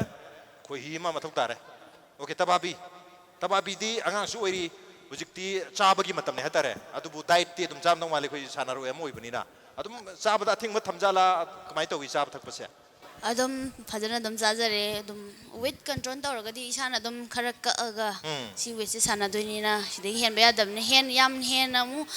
ꯍꯦꯟꯈ꯭ꯔꯗꯤ ꯋꯦꯠꯁꯦ ꯑꯃꯨꯛ ꯆꯤꯡꯅꯕ ꯑꯃꯨꯛ ꯆꯪꯉꯦꯕ ꯌꯥꯝ ꯋꯥꯅ ꯆꯤꯡꯉꯒꯗꯤ ꯑꯃꯨꯛ ꯁꯥꯟꯅꯕꯗ ꯑꯃꯨꯛ ꯈꯔ ꯋꯥꯅ ꯊꯣꯛꯑ ꯁꯥꯟꯅꯕ ꯑꯗꯣ ꯑꯗꯨꯃꯥꯏꯅ ꯑꯣꯏ ꯑꯗꯨꯗꯤ ꯑꯩꯈꯣꯏꯒꯤ ꯎꯁꯣꯞꯀꯨꯝꯕ ꯆꯥꯛꯀꯧꯕꯩ ꯆꯥꯛꯀꯨꯝꯕ ꯁꯨꯝꯕꯁꯦ ꯄꯥꯛ ꯆꯥꯗ꯭ꯔꯦ ꯆꯥꯔꯒꯁꯨ ꯏꯁꯥꯅ ꯀꯟꯇ꯭ꯔꯣꯜ ꯇꯧꯔ ꯆꯥꯏ ꯀꯟꯇ꯭ꯔꯣꯜ ꯇꯧꯔꯒ ꯍꯥꯏꯗꯤ ꯀꯟꯇ꯭ꯔꯣꯜꯁꯦ ꯀꯃꯥꯏꯅ ꯇꯧꯗꯣꯏꯅꯣ ꯑꯩꯗꯤ ꯑꯩ ꯁꯨꯛ ꯌꯥꯝ ꯊꯝꯃꯝꯃꯅꯤꯀꯣ ꯆꯥꯛ ꯑꯗ ꯑꯩ ꯁꯤꯗꯪ ꯆꯥꯗꯣꯏꯅꯤꯅ ꯆꯥꯕ꯭ꯔꯥ ꯀꯃꯥꯏꯅ ꯇꯧꯏ ꯀꯃꯥꯏꯅ ꯆꯥꯒꯦ ꯆꯥꯛ ꯃꯌꯥꯝ ꯍꯥꯞꯄꯝꯃꯒꯁꯨ ꯏꯁꯥꯅ ꯆꯥꯒꯦꯅ ꯈꯜꯂꯒ ꯈꯔ ꯈꯤꯇꯪ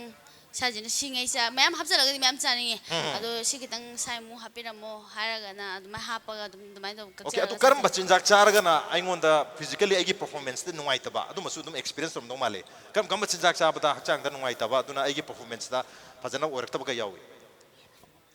ꯆꯥꯛ ꯌꯦꯟꯁꯥꯡꯗ ꯍꯥꯏꯔꯒꯅ ꯎꯇꯤꯒꯨꯝꯕ ꯎꯇꯤꯒꯨꯝꯕꯁꯦ ꯑꯗꯒꯤ ꯄꯥꯟꯒꯨꯝꯕ ꯍꯣꯏ ꯑꯔꯨꯝꯕ ꯉꯥꯛꯇꯅꯦꯕ ꯁꯤ ꯆꯥꯁꯤꯜꯂꯗꯤ ꯎꯏꯕ ꯑꯃ ꯌꯥꯎꯔꯝꯃꯅꯤ ꯋꯥꯕꯗꯣ ꯏꯁꯥꯗ ꯁꯥꯟꯅꯕꯗ ꯉꯝꯗꯕꯗꯣ ꯑꯣꯏ ꯁꯥꯟꯅꯕꯗ ꯋꯥꯕꯨꯕꯨꯗꯤ ꯑꯗꯨ ꯇꯨꯝꯅꯕ ꯍꯣꯠꯅꯕꯗ ꯍꯦꯟꯅ ꯋꯥꯕꯗꯣ ꯑꯣꯀꯦ ꯅꯦꯇꯥꯁꯨ ꯂꯥꯛꯆꯒꯦ ꯅꯦꯇꯥꯒꯤꯗꯤ ꯆꯥꯔꯤꯉꯩ ꯐꯗꯣꯏꯅꯤ ꯑꯗꯨꯕꯨ ꯑꯩꯈꯣꯏꯒꯤ ꯀꯣꯝꯄꯤꯇꯤꯁꯟ ꯊꯣꯛꯑꯝꯗꯥꯏꯗꯗꯤ ꯑꯩꯈꯣꯏꯒꯤ ꯃꯁꯜ ꯀꯠ ꯊꯣꯛꯅꯕꯅ ꯆꯥꯒꯗꯕ ꯄꯣꯠꯂꯝ ꯃꯌꯥꯝ ꯑꯗꯩ ꯆꯥꯔꯣꯏꯗꯕ ꯄꯣꯠꯂꯝ ꯃꯌꯥꯝ ꯍꯥꯏꯗꯤ ꯉꯁꯥꯏ ꯆꯔꯥ ꯍꯦꯟꯕꯒ ꯇꯥꯛꯄꯤꯔꯤ ꯍꯥꯏꯗꯤ ꯀꯛꯑ ꯆꯥꯕꯁꯦ ꯑꯗꯨꯕꯨ ꯑꯌꯥꯝꯕ ꯃꯇꯝꯗ ꯇꯦꯝꯞꯇꯤꯡ ꯑꯣꯏꯕ ꯌꯥꯝ ꯆꯥꯅꯤꯡꯕ ꯄꯣꯠ ꯃꯌꯥꯝ ꯂꯩꯔꯝꯗꯧ ꯃꯥꯜꯂꯦ ꯑꯗꯨꯝ ꯆꯥꯁꯟꯕ ꯖꯥꯠꯂꯥ ꯑꯗꯨꯒ ꯈꯔ ꯂꯩꯔꯒ ꯑꯦꯛꯁꯔꯁꯥꯏజ్ ꯐꯖꯅ ꯇꯧꯔꯒ ꯑꯩꯅ ꯆꯥꯁꯟꯈꯤꯕ ꯍꯦꯟꯖꯟꯕ ꯃꯌꯥꯝꯗꯣ ꯂꯣꯏ ꯂꯧꯊꯣꯛꯄ ꯖꯥꯠꯂꯥ ꯀꯃꯥꯏꯅ ꯇꯧꯖꯥꯠꯅꯣ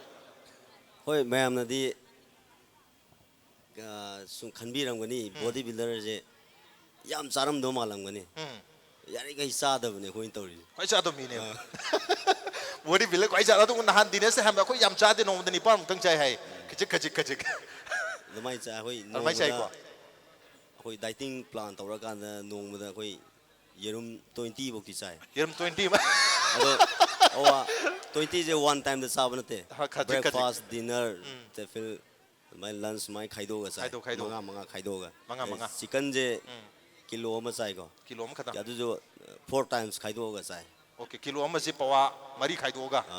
ꯑꯗꯨꯃꯥꯏꯅ ꯆꯥꯏ ꯆꯔꯥ ꯋꯥꯟꯕꯒꯁꯨ ꯑꯗꯨꯝ ꯌꯥꯎꯕ ꯖꯥꯠꯂ ꯅꯨꯡꯊꯤꯟꯁꯦ ꯆꯥꯛꯇꯤ ꯄꯨꯔꯥ ꯖꯦꯔꯣꯗ ꯂꯩ ꯑꯣ ꯆꯥꯛꯇꯤ ꯁꯨꯡꯆꯥ ꯆꯥꯗ꯭ꯔꯦꯕ ꯑꯗꯨꯗꯤ ꯆꯥꯛ ꯊꯥꯗꯣꯛꯑꯒ ꯑꯍꯥꯎꯕꯒꯩ ꯂꯣꯏ ꯆꯥꯕꯅꯦꯕ ꯍꯣꯏ ꯆꯤꯀꯟꯁꯤꯁꯨ ꯑꯩꯈꯣꯏ ꯄꯨꯔꯥ ꯄ꯭ꯂꯦꯟꯗꯅꯦ ꯐꯨꯠꯂꯤꯁꯦ ꯑꯣꯀꯦ ꯆꯤꯀꯟꯁꯨ ꯄ꯭ꯂꯦꯟ ꯊꯨꯝ ꯌꯥꯎꯗꯦ ꯃꯣꯔꯣꯛ ꯌꯥꯎꯗꯦ ꯑꯣ ꯑꯗꯨꯒ ꯑꯩꯈꯣꯏꯒꯤ ꯇꯤꯜꯍꯧ ꯆꯅꯝ ꯈꯤꯇꯪꯗꯤ ꯍꯥꯞꯄꯦ ꯑꯗꯨꯗꯤ ꯑꯗꯨꯃꯥꯏꯅ ꯇꯧꯔꯒ ꯑꯍꯥꯟꯕ ꯆꯥꯕꯗꯗꯤ ꯍꯩꯅꯔꯝꯗꯧ ꯃꯥꯟꯗꯦ ꯑꯗꯨꯝ ꯇꯧꯗ ꯌꯥꯗꯕꯅꯤꯅ ꯍꯩꯅꯗ꯭ꯔꯁꯨ ꯑꯗꯨꯝ ꯇꯧꯈ꯭ꯔꯦ ꯍꯧꯖꯤꯛꯇꯤ ꯍꯥꯎꯕ ꯐꯥꯎꯕꯤꯔꯕ꯭ꯔꯥ ꯀꯃꯥꯏꯅ ꯇꯧꯋꯤ ꯂꯥꯝꯃꯕꯅꯤꯅ ꯗꯥꯏꯇꯤꯡ ꯇꯧꯔꯕꯅꯤꯅ ꯂꯥꯝꯃꯕꯅꯤꯅꯀꯣ ꯀꯟꯅ ꯁꯥꯟꯅꯔꯕꯅꯤꯅ ꯑꯗꯨꯝ ꯍꯥꯎꯋꯦ ꯍꯥꯏꯇꯥꯔꯦ ꯑꯣꯀꯦ ꯑꯗꯣ ꯑꯩꯈꯣꯏ ꯁꯤꯡꯖꯨꯒꯨꯝꯕ ꯃꯣꯔꯣꯛ ꯑꯁꯥꯕ ꯍꯥꯏꯇꯥꯔꯦ ꯃꯣꯔꯣꯛ ꯃꯦꯠꯄꯒꯨꯝꯕ ꯏꯔꯣꯝꯕꯒꯨꯝꯕꯁꯤꯗꯤ ꯆꯥꯕꯤꯗꯕ꯭ꯔꯥ ꯀꯃꯥꯏꯅ ꯇꯧꯋꯤ ꯑꯗꯨ ꯃꯔꯛꯇ ꯆꯥꯕ ꯌꯥꯎꯋꯦ ꯁꯤꯡꯖꯨꯒꯨꯝꯕꯁꯦ ꯀꯃꯥꯏꯅ ꯆꯥꯒꯦ ꯍꯥꯏꯗ ꯑꯩꯈꯣꯏ ꯊꯨꯝ ꯌꯥꯎꯗꯕꯤꯗ ꯆꯥꯏ ꯊꯨꯝ ꯌꯥꯎꯗꯕꯤꯗ ꯃꯣꯔꯣꯛ ꯆꯥꯕꯗꯤ ꯀꯩꯁꯨ ꯀꯥꯏꯗꯦꯀꯣ ꯃꯣꯔꯣꯛ ꯆꯥꯕ ꯀꯩꯁꯨ ꯀꯥꯏꯗꯦ ꯑꯣꯀꯦ ꯊꯨꯝꯒꯨꯝꯕ ꯆꯤꯅꯤꯒꯨꯝꯕꯁꯤ ꯀꯥꯟꯅꯗꯕ ꯑꯣꯀꯦ ꯃꯣꯔꯣꯛꯇꯤ ꯌꯥꯝ ꯀꯥꯟꯅꯕꯖꯥꯠꯅꯤ ꯍꯛꯆꯥꯡ ꯁꯥꯒꯠꯍꯟꯕꯗꯁꯨ ꯑꯗꯨꯝ ꯀꯥꯟꯅꯔꯝꯗꯧ ꯃꯥꯜꯂꯦ ꯍꯥꯏꯗꯤ ꯇꯜꯂꯛꯄ ꯃꯇꯝꯗ ꯃꯣꯔꯣꯛꯇꯣ ꯇꯥ ꯆꯥꯁꯤꯜꯂꯒꯗꯤ ꯏꯟꯖꯤꯟ ꯁꯥꯒꯠꯂꯦꯗꯅꯀꯣ ꯑꯣꯀꯦ ꯑꯩꯈꯣꯏꯒꯤ ꯉꯁꯥꯏꯒꯤ ꯀꯩꯅꯣ ꯇꯥꯛꯄꯤꯈ꯭ರೆ ꯄꯥꯀꯥꯁꯅꯥꯅ ꯑꯩꯈꯣꯏ ꯆꯝꯄ꯭ꯔꯥꯒꯨꯝꯕ ꯑꯗꯒꯤ ꯉꯁꯥꯏ ꯆꯤꯟꯖꯥꯝꯁꯨ ꯍꯥꯏꯕꯤꯈ꯭ꯔꯦ ꯃꯃꯤꯡꯗꯣ ꯀꯥꯎꯈ꯭ꯔꯦ ꯀꯪꯂꯥ ꯌꯦꯟ ꯌꯥꯝ ꯀꯥꯟꯅꯩ ꯍꯥꯏ ꯀꯪꯂꯥ ꯌꯦꯟꯁꯤꯗꯤ ꯀꯃꯥꯏꯅ ꯆꯥꯕꯤ ꯄꯥꯛꯅꯝꯒ ꯇꯧꯔ ꯆꯥꯕ ꯖꯥꯠꯂꯥ ꯀꯥꯡꯁꯨ ꯊꯣꯡꯉ ꯀꯪꯂꯥ ꯌꯦꯟꯁꯦ ꯄꯥꯛꯅꯝ ꯇꯧꯔꯒꯁꯨ ꯆꯥꯏ ꯑꯗꯨꯒ ꯉꯁꯤ ꯑꯍꯤꯡꯁꯤ ꯑꯩꯈꯣꯏꯒꯤ ꯉꯁꯤ ꯇꯤꯡꯉꯝꯃꯒ ꯅꯣꯡꯉꯥꯜꯂꯒ ꯃꯍꯤꯗꯣ ꯊꯛꯄ ꯑꯣ ꯃꯍꯤꯗꯪ ꯊꯛꯄ ꯑꯗꯒꯤ ꯀꯥꯡꯁꯣꯏ ꯆꯥ ꯌꯥꯝ ꯍꯥꯎꯋꯤ ꯀꯪꯂꯥ ꯌꯦꯟꯁꯦ ꯀꯪꯂꯥ ꯆꯥꯔꯁꯨ ꯏꯔꯣꯜꯂꯁꯨ ꯍꯥꯎꯋꯤ ꯑꯗꯣ ꯃꯥꯏ ꯃꯍꯤ ꯍꯥꯏꯗꯤ ꯇꯤꯡꯉ ꯊꯝꯃꯒ ꯃꯍꯤ ꯊꯛꯄꯗꯨꯗꯤ ꯍꯥꯎꯔꯝꯗꯧ ꯃꯥꯟꯗꯦ ꯑꯗꯨꯗꯤ ꯍꯥꯎꯇꯦ ꯈꯣꯟꯖꯦꯜꯗꯗꯤ ꯌꯥꯝ ꯀꯥꯟꯅꯕ ꯈꯣꯟꯖꯦꯜꯗꯗꯤ ꯀꯥꯟꯅꯕ ꯑꯣꯀꯦ ꯑꯗꯣ ꯍꯧꯖꯤꯛꯇꯤ ꯑꯗꯨꯝ ꯍꯩꯅꯕꯤꯔꯕ꯭ꯔꯥ ꯍꯥꯎꯔꯕ ꯆꯥ ꯊꯛꯄꯗꯧꯅ ꯍꯩꯅꯩ ꯑꯗꯨꯝ ꯈꯤꯇꯪ ꯃꯅꯝ ꯑꯃ ꯀꯪꯂꯥ ꯌꯦꯟꯒꯤ ꯃꯅꯝ ꯑꯃꯗꯤ ꯅꯝꯃꯦ ꯃꯅꯝ ꯑꯃꯗꯤ ꯅꯝꯃꯦ ꯑꯩꯈꯣꯏ ꯀꯩꯅꯣꯒꯨꯝꯖꯥꯅꯦ ꯒ꯭ꯔꯤꯟ ꯇꯤꯒꯨꯝꯖꯥꯅꯦ ꯒ꯭ꯔꯤꯟ ꯇꯤꯁꯦ ꯑꯩꯈꯣꯏꯅ ꯑꯍꯥꯟꯕ ꯊꯛꯀꯥꯟꯗ ꯀꯩꯅꯣꯁꯤꯕꯨ ꯒ꯭ꯔꯤꯟ ꯇꯤ ꯌꯥꯝ ꯍꯥꯎꯗꯕꯁꯨ ꯃꯌꯥꯝ ꯃꯁꯦ ꯌꯥꯝ ꯇꯥꯡ ꯊꯛꯅꯩꯁꯦ ꯀꯩꯅꯣ ꯈꯜꯂꯦ ꯑꯗꯣ ꯁꯨꯝ ꯊꯛꯂꯀꯥꯟꯗꯗꯤ ꯁꯨꯝ ꯍꯩꯅꯔꯛꯄ ꯍꯥꯏꯇꯥꯔꯦ ꯍꯥꯎꯗ꯭ꯔꯒꯁꯨ ꯑꯗꯨꯝ ꯍꯩꯅꯕꯗꯣ ꯑꯗꯨꯃꯥꯏꯅ ꯀꯪꯂꯥ ꯌꯦꯟꯗꯁꯨ ꯑꯗꯨꯝ ꯍꯩꯅꯕ ꯃꯥꯜꯂꯦ ꯔꯣꯖꯤꯒꯤꯗꯤ ꯀꯃꯥꯏꯅ ꯇꯧꯋꯤ ꯔꯣꯖꯤꯒꯤ ꯗꯥꯏꯠ ꯄ꯭ꯂꯥꯟ ꯍꯥꯏꯇꯥꯔꯦ ꯏꯁꯩ ꯐꯖꯅ ꯁꯛꯅꯕ ꯑꯗꯒꯤ ꯀꯩ ꯍꯥꯏꯇꯥꯔꯦ ꯃꯦꯟꯇꯦꯟ ꯇꯧꯅꯕ ꯅꯣꯏꯈꯠꯇꯅꯕ ꯀꯥꯝꯈꯠꯇꯅꯕ ꯀꯔꯤ ꯆꯥꯏ ꯀꯩ ꯆꯥꯗꯦ ꯑꯩ ꯊꯥꯎꯒꯨꯝꯕ ꯃꯣꯔꯣꯛꯀꯨꯝꯕꯁꯤꯗꯤ ꯀꯌꯥ ꯄꯥꯝꯗ꯭ꯔꯦ ꯊꯥꯎ ꯌꯥꯗ꯭ꯔꯦ ꯃꯣꯔꯣꯛ ꯑꯗꯨꯝ ꯄꯨꯛꯁꯦ ꯌꯥꯗ꯭ꯔꯦꯕ ꯑꯗꯨ ꯍꯦꯛ ꯇꯥꯔꯗꯤ ꯌꯥꯗ꯭ꯔꯦ ꯅꯣꯡꯃꯗꯨꯃ ꯄꯨꯔꯥ ꯊꯥꯎꯒ ꯑꯗꯨꯅ ꯃꯣꯔꯣꯛꯀ ꯆꯥꯗ꯭ꯔꯦ ꯑꯆꯝꯕꯒꯨꯝꯕꯁꯦ ꯌꯥꯝ ꯆꯥꯏꯌꯦ ꯑꯩꯈꯣꯏ ꯕꯥ ꯊꯥꯏꯅꯗꯩ ꯍꯧꯅ ꯑꯩꯈꯣꯏ ꯕꯥꯅ ꯑꯗꯨꯝ ꯑꯆꯝꯕꯁꯦ ꯄꯤꯖꯕ ꯑꯗꯨꯝ ꯍꯩꯅꯍꯜꯂꯦꯕ ꯕꯕꯥꯗꯤ ꯑꯆꯝꯕꯅ ꯌꯥꯝ ꯆꯥꯏ ꯑꯗꯨꯅ ꯑꯆꯝꯕ ꯆꯥꯔꯒ ꯍꯦꯟꯅ ꯅꯨꯡꯉꯥꯏ ꯏꯁꯥꯗꯁꯨ Okay. ꯑꯗꯨꯒ ꯈꯅꯥꯎꯒꯤꯗꯤ ꯑꯩ ꯍꯩꯒꯨꯝꯕꯗꯤ ꯀꯌꯥ ꯆꯥꯗ꯭ꯔꯦ ꯍꯩꯒꯨꯝꯕ ꯁꯦꯝꯒꯨꯝꯕ ꯑꯗꯨꯝꯕꯕꯨꯗꯤ ꯑꯩꯈꯣꯏ ꯗꯥꯏꯠ ꯑꯣꯏꯅ ꯁꯨꯝ ꯆꯥꯏ ꯑꯗꯨꯒ ꯑꯁꯤꯟꯕ ꯌꯥꯝꯅ ꯆꯝꯄ꯭ꯔꯥꯒꯨꯝꯕ ꯁꯤꯟꯕꯁꯦ, ꯑꯗꯨꯝꯕꯗꯤ ꯆꯥꯗ꯭ꯔꯦ ꯑꯗꯨꯒ ꯑꯩꯈꯣꯏ ꯀꯪꯂꯥꯌꯦꯟ ꯗꯥꯞꯄ ꯀꯥꯟꯗ ꯍꯥꯏꯈꯤꯕꯗꯣ ꯀꯪꯂꯥꯌꯦꯟ ꯑꯗꯩ ꯁꯤꯡꯒꯨꯝꯕ ꯎꯝꯃꯦ Okay, ꯀꯪꯂꯥꯌꯦꯟꯗꯤ ꯎ ꯌꯥꯗ꯭ꯔꯦ ꯂꯩꯁꯜꯂꯦ ꯍꯦꯛꯇ ꯀꯪꯂꯥꯌꯦꯟꯁꯦ ꯑꯍꯥꯟꯕꯗꯗꯤ ꯑꯩꯗꯤ ꯁꯣꯔꯒ ꯊꯤꯡꯉ ꯌꯣꯠꯂꯤꯅꯦꯕ ꯑꯣ ꯃꯍꯤꯗꯣ ꯅꯥꯇꯣꯟ ꯃꯦꯟꯁꯤꯜꯂꯒ ꯑꯗꯨ ꯍꯧꯖꯤꯛꯇꯤ ꯌꯥꯝ ꯍꯩꯅꯔꯦ ꯀꯥꯡꯁꯣꯏ ꯊꯣꯡꯉ ꯆꯥꯕꯁꯦ ꯌꯥꯝ ꯍꯥꯎꯋꯦ ꯑꯗꯨꯒ ꯑꯩꯈꯣꯏ ꯀꯩꯕ ꯄꯥꯛꯅꯝ ꯄꯥꯛꯅꯝ ꯑꯗꯩ ꯑꯗꯨꯃꯥꯏꯅ ꯆꯥꯏ ꯌꯥꯝꯅ Okay, ꯄꯥꯛꯅꯝꯒꯨꯝꯕ ꯌꯥꯝ ꯆꯥꯛꯀꯨꯝꯕꯗꯤ ꯆꯥꯕꯤꯗ꯭ꯔꯕ꯭ꯔꯥ ꯀꯥ ꯍꯦꯟꯅ ꯉꯁꯥꯏ ꯍꯥꯏꯕ ꯀꯩꯅꯣ ꯆꯥꯛ ꯆꯥꯕꯁꯦ ꯆꯠ ꯅꯣꯏꯒꯜꯂꯦ ꯍꯥꯏꯕꯅ ꯀꯥꯔꯕꯣꯍꯥꯏꯗ꯭ꯔꯦꯠ ꯌꯥꯝ ꯋꯥꯡꯉꯦꯀꯣ ꯆꯥꯛꯁꯦ ꯆꯥꯛ ꯑꯗꯨꯅ ꯆꯥꯏ ꯇꯟ ꯑꯣꯏ ꯆꯥꯕ ꯖꯥꯠꯂꯥ ꯆꯥꯛ ꯇꯟ ꯑꯣꯏ ꯆꯥꯗꯦ ꯆꯥꯛ ꯆꯥꯏ Okay. ꯑꯩꯈꯣꯏ ꯉꯁꯤ ꯏꯁꯥ ꯇꯟ ꯇꯔꯥ ꯆꯥꯔꯕꯅꯤꯅ ꯆꯥꯃꯨꯛ ꯆꯥꯔꯁꯤ ꯀꯥꯏꯅ ꯑꯃꯨꯛ ꯆꯥ ꯇꯟꯒꯨꯝꯕꯗꯤ ꯀꯌꯥ ꯆꯥꯗꯦ ꯆꯥꯛꯅ Okay. ꯑꯗꯨꯒ ꯔꯣꯖꯤ ꯑꯩ ꯔꯣꯖꯤꯗꯩ ꯀꯩꯅꯣꯝ ꯍꯪꯒꯦ ꯑꯩꯈꯣꯏ ꯃꯤꯑꯣꯏꯕꯁꯦ ꯁꯝꯒꯤ ꯃꯈꯥ ꯌꯥꯝꯅ ꯄꯣꯜꯂꯤ ꯁꯝ ꯑꯩꯈꯣꯏꯒꯤ ꯍꯥꯏꯕꯗꯤ ꯑꯩꯁꯦ ꯑꯁꯨꯛꯀꯤ ꯃꯇꯤꯛ ꯁꯝꯒꯤ ꯃꯇꯥꯡꯗ ꯑꯩ ꯃꯊꯥ ꯌꯥꯝꯅ ꯁꯥꯏ ꯃꯌꯥꯝꯅ ꯑꯩꯒꯤ ꯆꯍꯤꯁꯤꯒ ꯑꯩꯒꯤ ꯍꯥꯏꯔꯛꯇꯣꯔꯤꯕꯗꯨꯒ ꯆꯥꯟꯅꯗꯕ ꯍꯥꯏꯇꯥꯔꯦ ꯑꯩꯁꯦ ꯍꯧꯖꯤꯛ 36 ꯑꯗꯨ ꯑꯣꯏꯔꯛꯏꯅꯦꯕ ꯑꯗꯨꯒ ꯑꯩꯈꯣꯏꯒꯤ ꯍꯦꯔꯣꯒ ꯑꯩꯒ ꯄꯨꯟꯅ ꯆꯠꯃꯤꯟꯅꯕꯁꯦ ꯏꯁꯩꯒꯤ ꯆꯠꯃꯤꯟꯅꯕꯁꯦ ꯍꯦꯔꯣꯗꯅ ꯏꯅꯥꯎꯅ ꯍꯥꯏꯅꯦꯕ ꯑꯩꯉꯣꯟꯗꯅ ꯀꯀꯥ ꯅꯠꯇ꯭ꯔ ꯇꯥꯃꯣ ꯁꯤ ꯑꯗꯨꯝ ꯍꯥꯏꯕꯤꯔꯛꯑꯦ ꯑꯗꯣ ꯑꯩꯈꯣꯏꯒꯤ ꯇꯥꯡꯕꯗꯒꯤ ꯇꯥꯡꯕ ꯀꯣꯛ ꯇꯥꯡꯕꯁꯦ ꯌꯣꯟꯕꯁꯨ ꯁꯤꯠꯇꯕ ꯂꯩꯒꯦꯁꯨ ꯐꯪꯗꯕ ꯀꯣꯛ ꯇꯥꯡꯕꯁꯦ ꯑꯩꯈꯣꯏ ꯔꯣꯖꯤꯒꯤꯗꯤ ꯃꯁꯝꯁꯦ ꯑꯁꯨꯛꯀꯤ ꯃꯇꯤꯛ ꯐꯩ ꯑꯗꯣ ꯃꯁꯝꯁꯨ ꯐꯖꯅ ꯇꯧꯕꯅꯤꯅ ꯀꯔꯝꯕ ꯖꯣꯇꯣꯟ ꯇꯧꯏ ꯑꯗꯨꯒ ꯑꯩꯒꯤꯁꯨ ꯑꯃꯨꯛꯇꯪ ꯖꯣꯇꯣꯟ ꯇꯧꯔ ꯐꯔꯛꯀꯕ ꯌꯥꯔꯕ꯭ꯔꯥꯅ ꯑꯩ ꯍꯪꯒꯦ ꯇꯧꯕ ꯔꯣꯖꯤꯗꯩ ꯔꯣꯖꯤ ꯍꯥꯏꯐꯦꯠꯇꯪ ꯍꯥꯏꯕꯤꯌꯨ ꯖꯣꯇꯣꯟꯁꯦ ꯀꯩꯁꯨ ꯊꯣꯏꯗꯣꯛꯄꯗꯤ ꯇꯧꯖꯗꯦ ꯑꯗꯨ ꯃꯔꯛ ꯃꯔꯛꯇ ꯇꯨꯝꯃꯝꯗꯥꯏꯗ ꯊꯥꯎ ꯇꯩꯁꯜꯂꯝꯃꯒ ꯅꯣꯡꯉꯥꯜꯂ ꯊꯥꯗꯣꯛꯄꯒꯨꯝꯕ ꯑꯗꯨꯃꯥꯏꯅ ꯇꯧꯋꯦ ꯑꯇꯣꯞꯄ ꯆꯤꯡꯍꯤꯒꯨꯝꯕꯁꯨ ꯑꯗꯨꯝ ꯂꯨꯏꯌꯦ ꯃꯔꯛ ꯃꯔꯛꯇ ꯇꯩꯔꯤꯕ ꯊꯥꯎꯗꯣ ꯀꯔꯤ ꯊꯥꯎꯅꯣ ꯑꯦꯅꯤ ꯑꯣꯏꯜ ꯑꯃ ꯑꯗꯨꯝ ꯌꯥꯕ꯭ꯔꯥ ꯌꯥꯏ ꯑꯃ ꯍꯦꯛꯇ ꯑꯝꯂꯥꯒꯨꯝꯕ ꯍꯥꯏꯗꯤ ꯍꯩꯀ꯭ꯔꯨꯒꯤ ꯄꯣꯠ ꯑꯗꯨꯝꯕ ꯑꯗꯨꯝ ꯏꯌꯥ ꯌꯥꯏꯗ ꯊꯥꯒꯠꯆꯔꯤ ꯔꯣꯖꯤ ꯃꯥꯅ ꯑꯩꯒꯤꯗꯃꯛꯇ ꯑꯩꯈꯣꯏꯒꯤ ꯁꯝꯒꯤꯗꯃꯛꯇ ꯍꯥꯏꯕꯤꯔꯛꯄꯒꯤꯗꯃꯛꯇ ꯔꯣꯖꯤꯕꯨ ꯑꯩꯅ ꯊꯥꯒꯠꯆꯔꯤ Okay, ꯑꯗꯣ ꯑꯩꯈꯣꯏ ꯅꯥꯎꯕꯤꯗꯤ ꯈꯣꯟꯖꯦꯜ ꯃꯌꯥꯝ ꯃꯈꯟ ꯁꯥꯔꯤꯁꯦ ꯃꯁꯤ ꯍꯦꯟꯅ ꯁꯥꯕꯗ ꯅꯨꯡꯉꯥꯏꯅꯕ ꯀꯔꯤ ꯆꯤꯟꯖꯥꯛ ꯗꯥꯏꯠ ꯍꯥꯏꯇꯥꯔꯦ ꯆꯝꯄ꯭ꯔꯥꯒꯨꯝꯕ ꯑꯣꯏꯅ ꯇꯧꯕꯤꯕ ꯖꯥꯠꯂꯥ ꯈꯔ ꯍꯦꯟꯅ ꯑꯩꯒꯤꯗꯤ ꯗꯥꯏꯠ ꯑꯣꯏꯅ ꯇꯧꯗ꯭ꯔꯦ ꯑꯁ ꯑꯩꯗꯤ ꯑꯩ ꯏꯁꯥꯒꯤ ꯑꯣꯏꯅ ꯑꯩ ꯁꯣꯏꯖꯤꯟ ꯆꯥꯖꯗꯦ ꯑꯗꯒꯤ ꯌꯦꯟꯗꯦꯝ ꯆꯥꯗꯦ ꯑꯗꯒꯤ ꯄꯥꯟ ꯆꯥꯗꯦ ꯄꯥꯟ ꯁꯣꯏꯖꯤꯟ ꯌꯦꯟꯗꯦꯝ ꯑꯩ ꯁꯣꯏꯖꯤꯟ ꯌꯣꯟꯕ ꯑꯩꯈꯣꯏ ꯕꯖꯥꯔꯗ ꯆꯠꯇꯥꯔꯒꯁꯨ ꯁꯣꯏꯖꯤꯟꯕꯨ ꯌꯣꯜꯂꯝꯃꯗꯤ ꯑꯩ ꯃꯄꯥꯗꯣ ꯐꯥꯎꯔꯒ ꯆꯠꯇꯦ ꯀꯣꯏꯔꯒ ꯆꯠꯂꯦ ꯍꯥꯏꯕꯗꯤ ꯑꯁꯨꯛꯀꯤ ꯃꯇꯤꯛ ꯃꯤꯅ ꯁꯣꯏꯖꯤꯟ ꯑꯁꯦ ꯍꯦꯛ ꯃꯅꯝ ꯇꯥꯕꯗ ꯆꯥꯛ ꯂꯥꯝꯃꯦ ꯍꯥꯏ ꯑꯗꯣ ꯑꯩꯒꯤꯗꯃꯛꯇꯗꯤ ꯅꯨꯃꯤꯠꯇꯨꯃ ꯑꯩ ꯑꯗꯨ ꯃꯅꯝ ꯇꯥꯔꯨꯕꯗ ꯀꯣꯛ ꯆꯤꯛꯑꯦꯕ ꯑꯗꯨꯒ ꯄꯥꯟꯒ ꯑꯩꯈꯣꯏ ꯌꯦꯟꯗꯦꯝꯒꯁꯦ ꯁꯤꯅ ꯑꯩꯅ ꯆꯥꯔꯨꯕ ꯃꯇꯝꯗ ꯈꯪꯗꯅ ꯃꯣꯏꯅ ꯍꯥꯞꯄꯝꯕ ꯇꯥꯔꯒꯁꯨ ꯑꯩꯅ ꯈꯪꯗꯗꯅ ꯆꯥꯔꯨ ꯇꯥꯔꯒꯁꯨ ꯑꯩ ꯑꯗꯨꯝ ꯈꯨꯗꯛꯇ ꯆꯥꯅ ꯑꯩꯉꯣꯟꯗ ꯑꯗꯨꯝ ꯑꯦꯂꯔꯖꯤ ꯇꯧꯋꯦꯕ ꯑꯩ ꯐꯥꯎꯋꯦꯕ ꯑꯩꯈꯣꯏ ꯄ꯭ꯔꯣꯒꯥꯝ ꯆꯠꯃꯤꯟꯅꯕꯁꯦ ꯑꯗꯨꯝ ꯏꯁꯩ ꯑꯃ ꯇꯧ ꯇꯥꯔꯒꯗꯤ ꯏꯁꯩ ꯄ꯭ꯔꯣꯒꯥꯝꯁꯦ ꯑꯗꯨꯝ ꯁꯤꯖꯟ ꯃꯇꯝꯗꯗꯤ ꯌꯥꯔꯤꯈꯩ ꯃꯥ ꯑꯩꯈꯣꯏꯗꯅ ꯑꯅꯝꯕ ꯂꯩꯔꯕꯅꯦꯕ Okay, ꯆꯥꯗꯅꯕ ꯑꯗꯣ ꯃꯥ ꯂꯩꯕ ꯇꯥꯏꯃꯤꯡꯁꯦ ꯌꯨꯝꯗꯅꯦ ꯏꯟꯁꯥꯡ ꯑꯍꯥꯎ ꯆꯥ ꯐꯪꯗ꯭ꯔꯦ ꯁꯨꯝ ꯐꯪꯉꯣꯏ ꯌꯦꯟꯗꯦꯝ ꯐꯪꯉꯤ ꯆꯥꯗꯦ ꯍꯥꯏꯔꯛꯀꯅꯤ ꯑꯃ ꯐꯪꯉꯤ ꯆꯥꯗꯦ ꯍꯥꯏꯔꯛꯀꯅꯤ ꯃꯥꯏ ꯆꯥꯗꯕ ꯉꯥꯛꯇꯅꯦꯕ ꯑꯩꯅ ꯅꯪ ꯀꯩ ꯆꯥꯒꯦ ꯑꯃ ꯊꯣꯡꯗꯣꯏꯅꯦ ꯍꯥꯏꯗꯣꯏꯅꯦꯕ ꯃꯥ ꯌꯥꯎꯕꯗ ꯃꯥꯒꯤ ꯑꯆꯥꯕꯗꯣ ꯆꯥꯗꯣꯏꯅꯦꯕ Okay. ꯑꯗꯣ ꯍꯦꯔꯣꯖꯤꯛꯀꯤꯗꯤ ꯊꯣꯏꯗꯣꯛꯄ ꯗꯥꯏꯠ ꯄ꯭ꯂꯥꯟ ꯂꯩꯇꯦ ꯗꯥꯏꯠ ꯄ꯭ꯂꯥꯟ ꯑꯩ ꯂꯩ ꯂꯩ ꯑꯩꯁꯨ ꯉꯁꯥꯏ ꯍꯥꯏꯕꯤꯈꯤꯕ ꯀꯟꯇ꯭ꯔꯣꯜ ꯐꯖꯅ ꯇꯧꯋꯦ ꯑꯩꯈꯣꯏ ꯆꯥꯛ ꯄꯨꯈꯝ ꯑꯃ ꯁꯥꯏꯃꯨꯛ ꯄꯨꯊꯣꯔꯛꯑꯁꯨ ꯑꯗꯨꯝ ꯑꯩ ꯃꯈꯥꯗ ꯀꯟꯇ꯭ꯔꯣꯜꯗ ꯑꯗꯨꯝ ꯑꯩ ꯑꯗꯨꯝ ꯀꯟꯇ꯭ꯔꯣꯜ ꯇꯧꯔ ꯂꯧꯈꯠꯂꯦ ꯑꯩ ꯃꯔꯛ ꯊꯠꯍꯧꯒꯦ ꯀꯟꯇ꯭ꯔꯣꯜ ꯇꯧꯔꯦ ꯍꯦꯔꯣꯒꯤ ꯌꯥꯝ ꯅꯨꯡꯉꯥꯏꯕ ꯑꯃꯅ ꯑꯩꯈꯣꯏꯒꯤ ꯆꯥꯛꯁꯦ ꯑꯩꯈꯣꯏꯅꯤ ꯆꯥꯃꯤꯟꯅꯔꯦꯗꯅ ꯄꯨꯈꯝ ꯇꯣꯉꯥꯟ ꯆꯥꯗꯣꯏꯅꯦ ꯑꯩꯅ ꯆꯥꯛꯁꯦ ꯉꯝꯃꯣꯏꯗꯣꯏꯅꯦꯕ ꯃꯥꯅ ꯑꯁ ꯅꯪ ꯆꯥꯛꯇꯣ ꯉꯝꯃꯔꯣꯏꯗ꯭ꯔꯥ ꯍꯥꯏ ꯍꯨꯟꯇꯣꯛꯄ ꯄꯥꯝꯃꯨꯏ ꯑꯩ ꯆꯥꯁꯟꯒꯦ ꯃꯥ ꯂꯣꯏ ꯆꯥꯗꯣꯏꯅꯦ ꯑꯗꯨꯅꯅꯦ ꯃꯥꯅ ꯋꯥꯡ ꯆꯥꯎꯈ꯭ꯔꯤꯁꯦ ꯇꯁꯦꯡꯅ ꯍꯥꯏꯔꯗꯤ ꯑꯩꯈꯣꯏꯁꯦ ꯆꯥꯕꯩꯗꯗꯤ ꯗꯁꯕꯤꯟꯅꯦ ꯑꯩꯈꯣꯏ Okay. ꯇꯪꯁꯤꯜꯂꯦꯒ ꯑꯗꯨꯝ ꯆꯪꯕꯅꯤ ꯍꯥꯞꯄꯤꯉꯩ ꯆꯟꯕ ꯍꯥꯞꯄꯤꯉꯩ ꯆꯟꯕ. ꯋꯦ ꯍꯥꯏꯕ ꯂꯩꯇꯕ ꯑꯩ ꯍꯣꯏ. ꯇꯣꯛꯆꯔꯒꯦ ꯍꯜꯂꯣ ꯅꯠꯇꯅ ꯗꯔꯥꯖ ꯑꯩ ꯏꯌꯥꯝꯕ ꯅꯥꯎꯕꯤꯗ ꯀꯩꯅꯣꯝꯇ ꯍꯪꯖꯒꯦ ꯍꯪꯕꯤꯌꯨ ꯏꯌꯥꯝꯕ ꯅꯥꯎꯕꯤꯅ ꯈꯣꯟꯖꯦꯜ ꯃꯤ ꯈꯨꯗꯤꯡꯃꯛꯀꯤ ꯍꯥꯏꯕ ꯇꯥꯔꯦ ꯑꯩꯈꯣꯏ ꯁꯝꯅ ꯁ꯭ꯇꯥꯔ ꯈꯔꯒꯤ ꯈꯣꯟꯖꯦꯜ ꯈꯔ ꯁꯥꯏ ꯁꯝꯅ ꯍꯥꯏꯔꯕꯗ ꯉꯁꯥꯏ ꯃꯣꯝꯕꯤꯒꯤꯁꯨ ꯑꯕꯨ ꯄꯤꯁꯛꯀꯤꯁꯨ ꯑꯗꯒꯤ ꯈꯨꯔꯥꯏ ꯖꯦꯅꯤꯒꯤꯁꯨ ꯁꯥꯏ ꯈꯣꯟꯖꯦꯜꯁꯤꯡꯁꯦ ꯀꯥꯏ ꯖꯒꯥꯗ ꯈꯅꯥꯎꯒꯤ ꯀꯥꯏ ꯖꯒꯥꯗ ꯊꯝꯕꯤꯒꯦ ꯑꯗꯨ ꯀꯃꯥꯏꯅ ꯇꯧꯔꯒ ꯄꯨꯊꯣꯛꯄꯤꯔꯒꯦ ꯑꯗꯨꯝꯇ ꯍꯥꯏꯕꯤꯌꯨ ꯖꯦꯅꯤꯅ ꯀꯥꯏꯗꯤ ꯊꯣꯛꯏ ꯒꯣꯃꯣꯜꯅ ꯀꯥꯏꯗꯤ ꯊꯣꯛꯏ ꯊꯥꯒꯠꯆꯔꯤ ꯑꯗꯣ ꯑꯩꯒꯤꯗꯃꯛꯇꯗꯤ ꯑꯩꯒꯤ ꯊꯣꯏꯗꯣꯛꯄ ꯀꯩꯅꯣ ꯖꯒꯥꯁꯦ ꯊꯝꯗ꯭ꯔꯦ ꯄꯨꯂꯞ ꯐꯤꯛꯁ ꯑꯣꯏꯅ ꯄꯨꯂꯞ ꯄꯨꯟꯁꯤꯜꯂ ꯊꯝꯃꯦ ꯄꯨꯂꯞ ꯑꯗꯨꯝ โฟนนิ่งมาตอนทกไปอ่ะ ปุถุนิ่งมาตำแต่ต้องปุถุพยานนะบางทีสั่งแต่ต้องเราโทรกับมาป้า แต่มีทำมิบสักตัวให้บ่นี่เจนี่กินนาตัวนักซีได้ทำมิกันนะก็ตะกี้อีสิมบีกินนักข้างได้ทำมิกันตัวให้โอบสิ ไอ้กิเดพุลับเซขนาดเตียงกันมาป้าสิจะทำ เตียงกันดีด่าโอเคเอาตัวคุยเรดิโอกี้ใช่ขันบะคุยแกนสุเลยเร่ซิงเกอร์อันนี้สุเลยปากกาสนาสุเลยเร่อะตุก็โรซี่สุเลยเร่คุยซิงเกอร์กี้คุยเรดิโอได้ใช่ขลักปะให้แต่เรดิโอโปรแกรมด่าใช่ขลักตาร์กดีอะตุแต่นาวบีก็คุยเฮโรจิตกันนะก็ไม่น่าใช่สิ่งที่ขันบีนี่ตัวกันนะไอ้ที่กันขลักตรงมาเลยใช่สิ่ง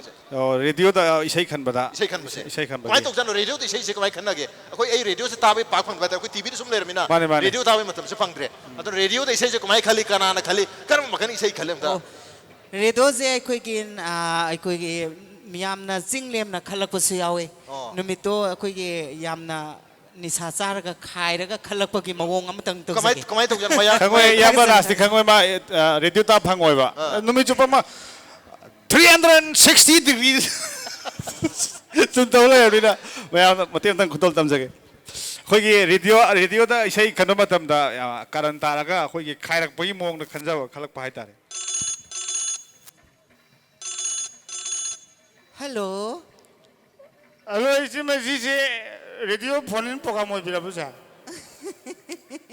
มาเนี่ยฮัลโหลตาบินิงเบอร์เรดิโอโฟนโปรแกรมเนี่ยให้บิวยังไงสิมาไอ้เจ้าหนังไอ้จู่สมทรายตัวจะเป็นอะตัวสมพังเดครั้งเดียวมันนี่ปุ๊บเจ้าอ่างคนเดียนโคมบะมีจู่ไม่ยามเลยมาเลยอะตัวงั้นสิพังมาเจ้ามาเราเจ้ายามนุ่งไอ้เจ้านั่นเอาฮาราวมันนั่นโซ่หันบักลุยก้าววิทย์เอาอีสิมาฮาราวตัวมาดีทักษะเกอะตัวก็โซ่หันบักก้าวให้ไปตัวมาดียาริบมาใครตัววิกันเนาะให้ไปดีโซ่หันบักก้าวให้ไปเสียโซ่สตอกตัวสีด้วยเนี่ยบะสีบุษีระดีโซราตะกันจานนี่อะตัวพนตัววิเลยเสการีละกายได้โนการีมิงเขาแกงตั้งเสียงนายบิรโมจะมาแค่เราเนี่ยไอ้เจ้ายุ่งดีๆเขามาเนี่ยยามนุ่งสินะบุ้งนะเขาอะไรมายามเนี่ยไอ้เจ้าฮีโร่จีนั่นนะตุมการีมเนี่ยคิดสุขไอ้ฮีโร่มันแต่จู่ฮีโร่จีนั่นการีมเนี่ยอะตัวคุยใช่เนี่ยที่ยามนุ่งสินะดับบุ้งนะตุมเขาอีตาใช่ก็ยามเลยคิดไปมองนี่ก็อามาคัตเนี่ยอะตัวการีเลยกายน้องตั้งเสียงนายบิรโมไอ้สิ่งที่ไม่ว่ามาไปก็ที่เลยกายได้ยินเนี่ยใช่ไหมไอ้ซุ่มกันน้องตัวซุ่มหันเสียกิตัวนี้ใช่ไหมชาวมากไอ้คุยเนี่ยเลยจะรีบเสียมียามกิเสบากิตมักแต่เนี่ยอะดงแกป้ามาตัวการีน้องให้บิโอไอ้คุยสวยนะนักตุกสกีจู่ๆใช่ไหมคุยนี่เนี่ยวันนี้ฉันไอ้เจ้าไม่ยามสู้ลุยตามมันก็จะเรดิโอตามไม่ยามใช่ไอ้คุยไลฟ์พนอินโปรแกรมนี่นะเรดิโอบุธาระก็ดีสวยนะตาเนี่ยเรากันนี่ให้บิโออะตัวคุยมาคัดไอ้ฉันพี่สุนิตาดูสู้เรดิโอตาหูเนี่ยมาสู้ตามมันนี่ก็อะดงกีสันพิสุนิตาสวยนะเรดิโอบุธาระบดีตาเรากันนี่ให้บิโอยังนุ่งไอ้เจ้าไอ้เลยเจ้าคุยเล็ดมันนุ่งเดนี่ก็คุยเล็ดสิ่งยาวมันแต่มาคัดเลยบุษตาที่ตุลูดุนตัวทักโลนะอยู่นั่นแต่ที่ไอ้เนี่ยโอ้ยทลบมาแค่นาทีชาร์โร่นะไอ้บิโอ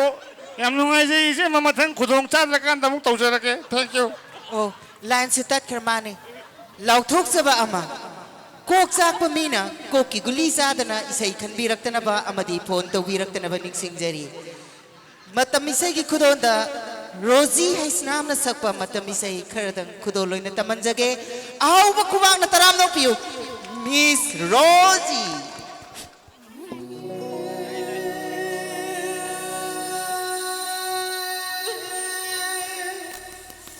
ขณะที่ลูกสุขารทงยังไม่สวยไปเอาสุนัขปีกันนี่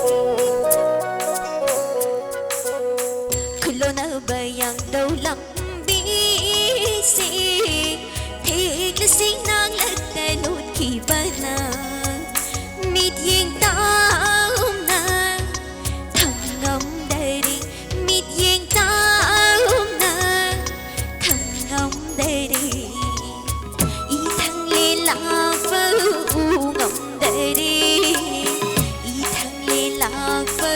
ꯎꯉꯝꯗꯔꯦ ꯈꯨꯂꯣꯅꯕ ꯌꯥꯡꯗꯧ ꯂꯝꯕꯤꯁꯦ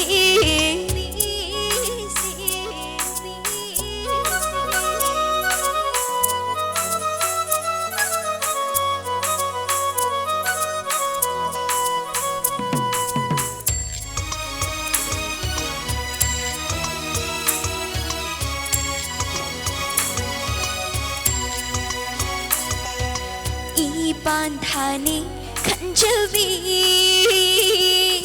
이래 간비 공람니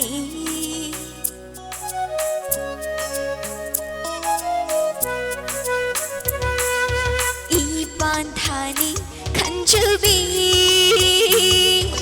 이래 간비 공람니 나우리마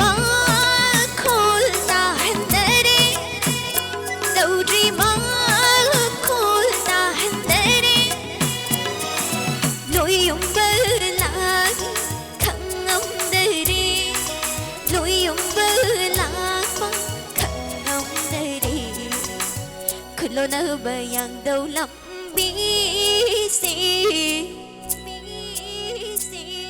Thank you, Mande Khara Khadon Namchi. Thank you so much, Rosie. Matam se haugi bakangau gi haitare ngasi gi khoi Class of Stars ki thoram sida mayam na tunga tunga wafam thambi ba adagi isai sakki ba program to bi mayam sida gi program se haugi bakangau gi matam se zalo sangre dubu nevertheless hayeng su program se leijeri lo selak pasida isai mayam su sakki si sei ma saktir ngai sida khoi ngasi gi thoram sida lengsin biri ba khoi panelist haiga khoi guest taruk makpu khoi lengyan phi amam tang yan binab ge damakta MMTA ki founder member aruga ex joint secretary EJS Nandirani bu kakuchari mayam kubak ahoba magal wena iche Nandirani bu welcome to you aham base koi taba bi dige dum hobiro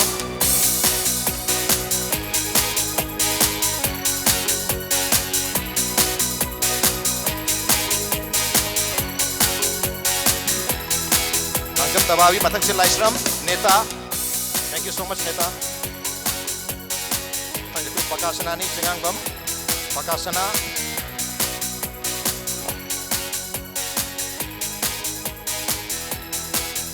Rosie Hashnam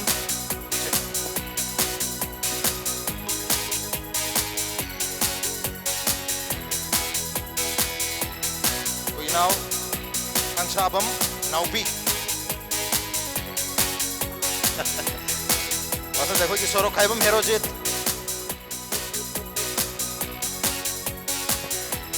Thank you so much Iche Yan mo jare lo salak pasida mayam kulap sakpu ya bai sai amtang ko hero jena hok pi yam lai bam tang ko kaino hoju tababi hoisu neta hoisu loi sakpu ya ba kaino gi tu yani ko uja kunje bihari sei do konjen makan makan saktai ne hero jena ko isai concert ta hek hodok bai sei do manipur to okay manipur sa se mate amtang manipur sa se adugo mani hawalaga sakara hawala sakadam ne ngaktang phambi go aitare lo selak pasida manipur sakne manipur saktre ngai sida koi gi sponsor ligla gi market gi ligla ko gift hamper am de gift voucher am tang khodol tam jagi aham bada koi tababi tam jagi tababi thank you so much ngasi thorom si laga thorom si ba thawa api ba mapung phan bi damakta phambi thank you so much mathang koi gi laishram neta thank you so much tung da su hena mai pak po ibu ko thank you Matang Pakasana, thank you so much for coming. Rosie, thank you so much. Ani pula pair age ko. Thank you so much, Navi. Thank you so much, Herojit. Isai sahaja itu dia lo selak pasida closing song now. Koi crowd tu lebih riba mayam su Manipur hai isai sidi atom chant to ya ba isai nahi tare sidi pura. Yes. Sharing ki time ni ko. Pulap sak mina buya. Okay, Manipur ai di khang de ko yam hai ti.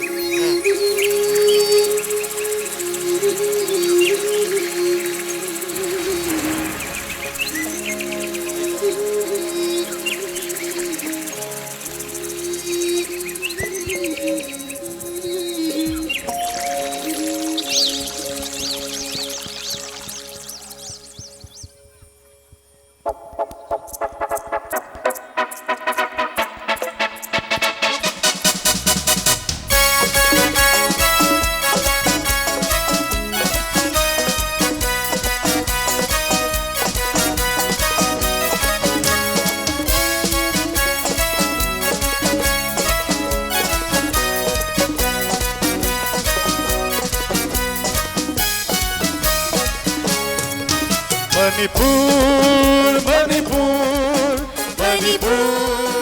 Manipur,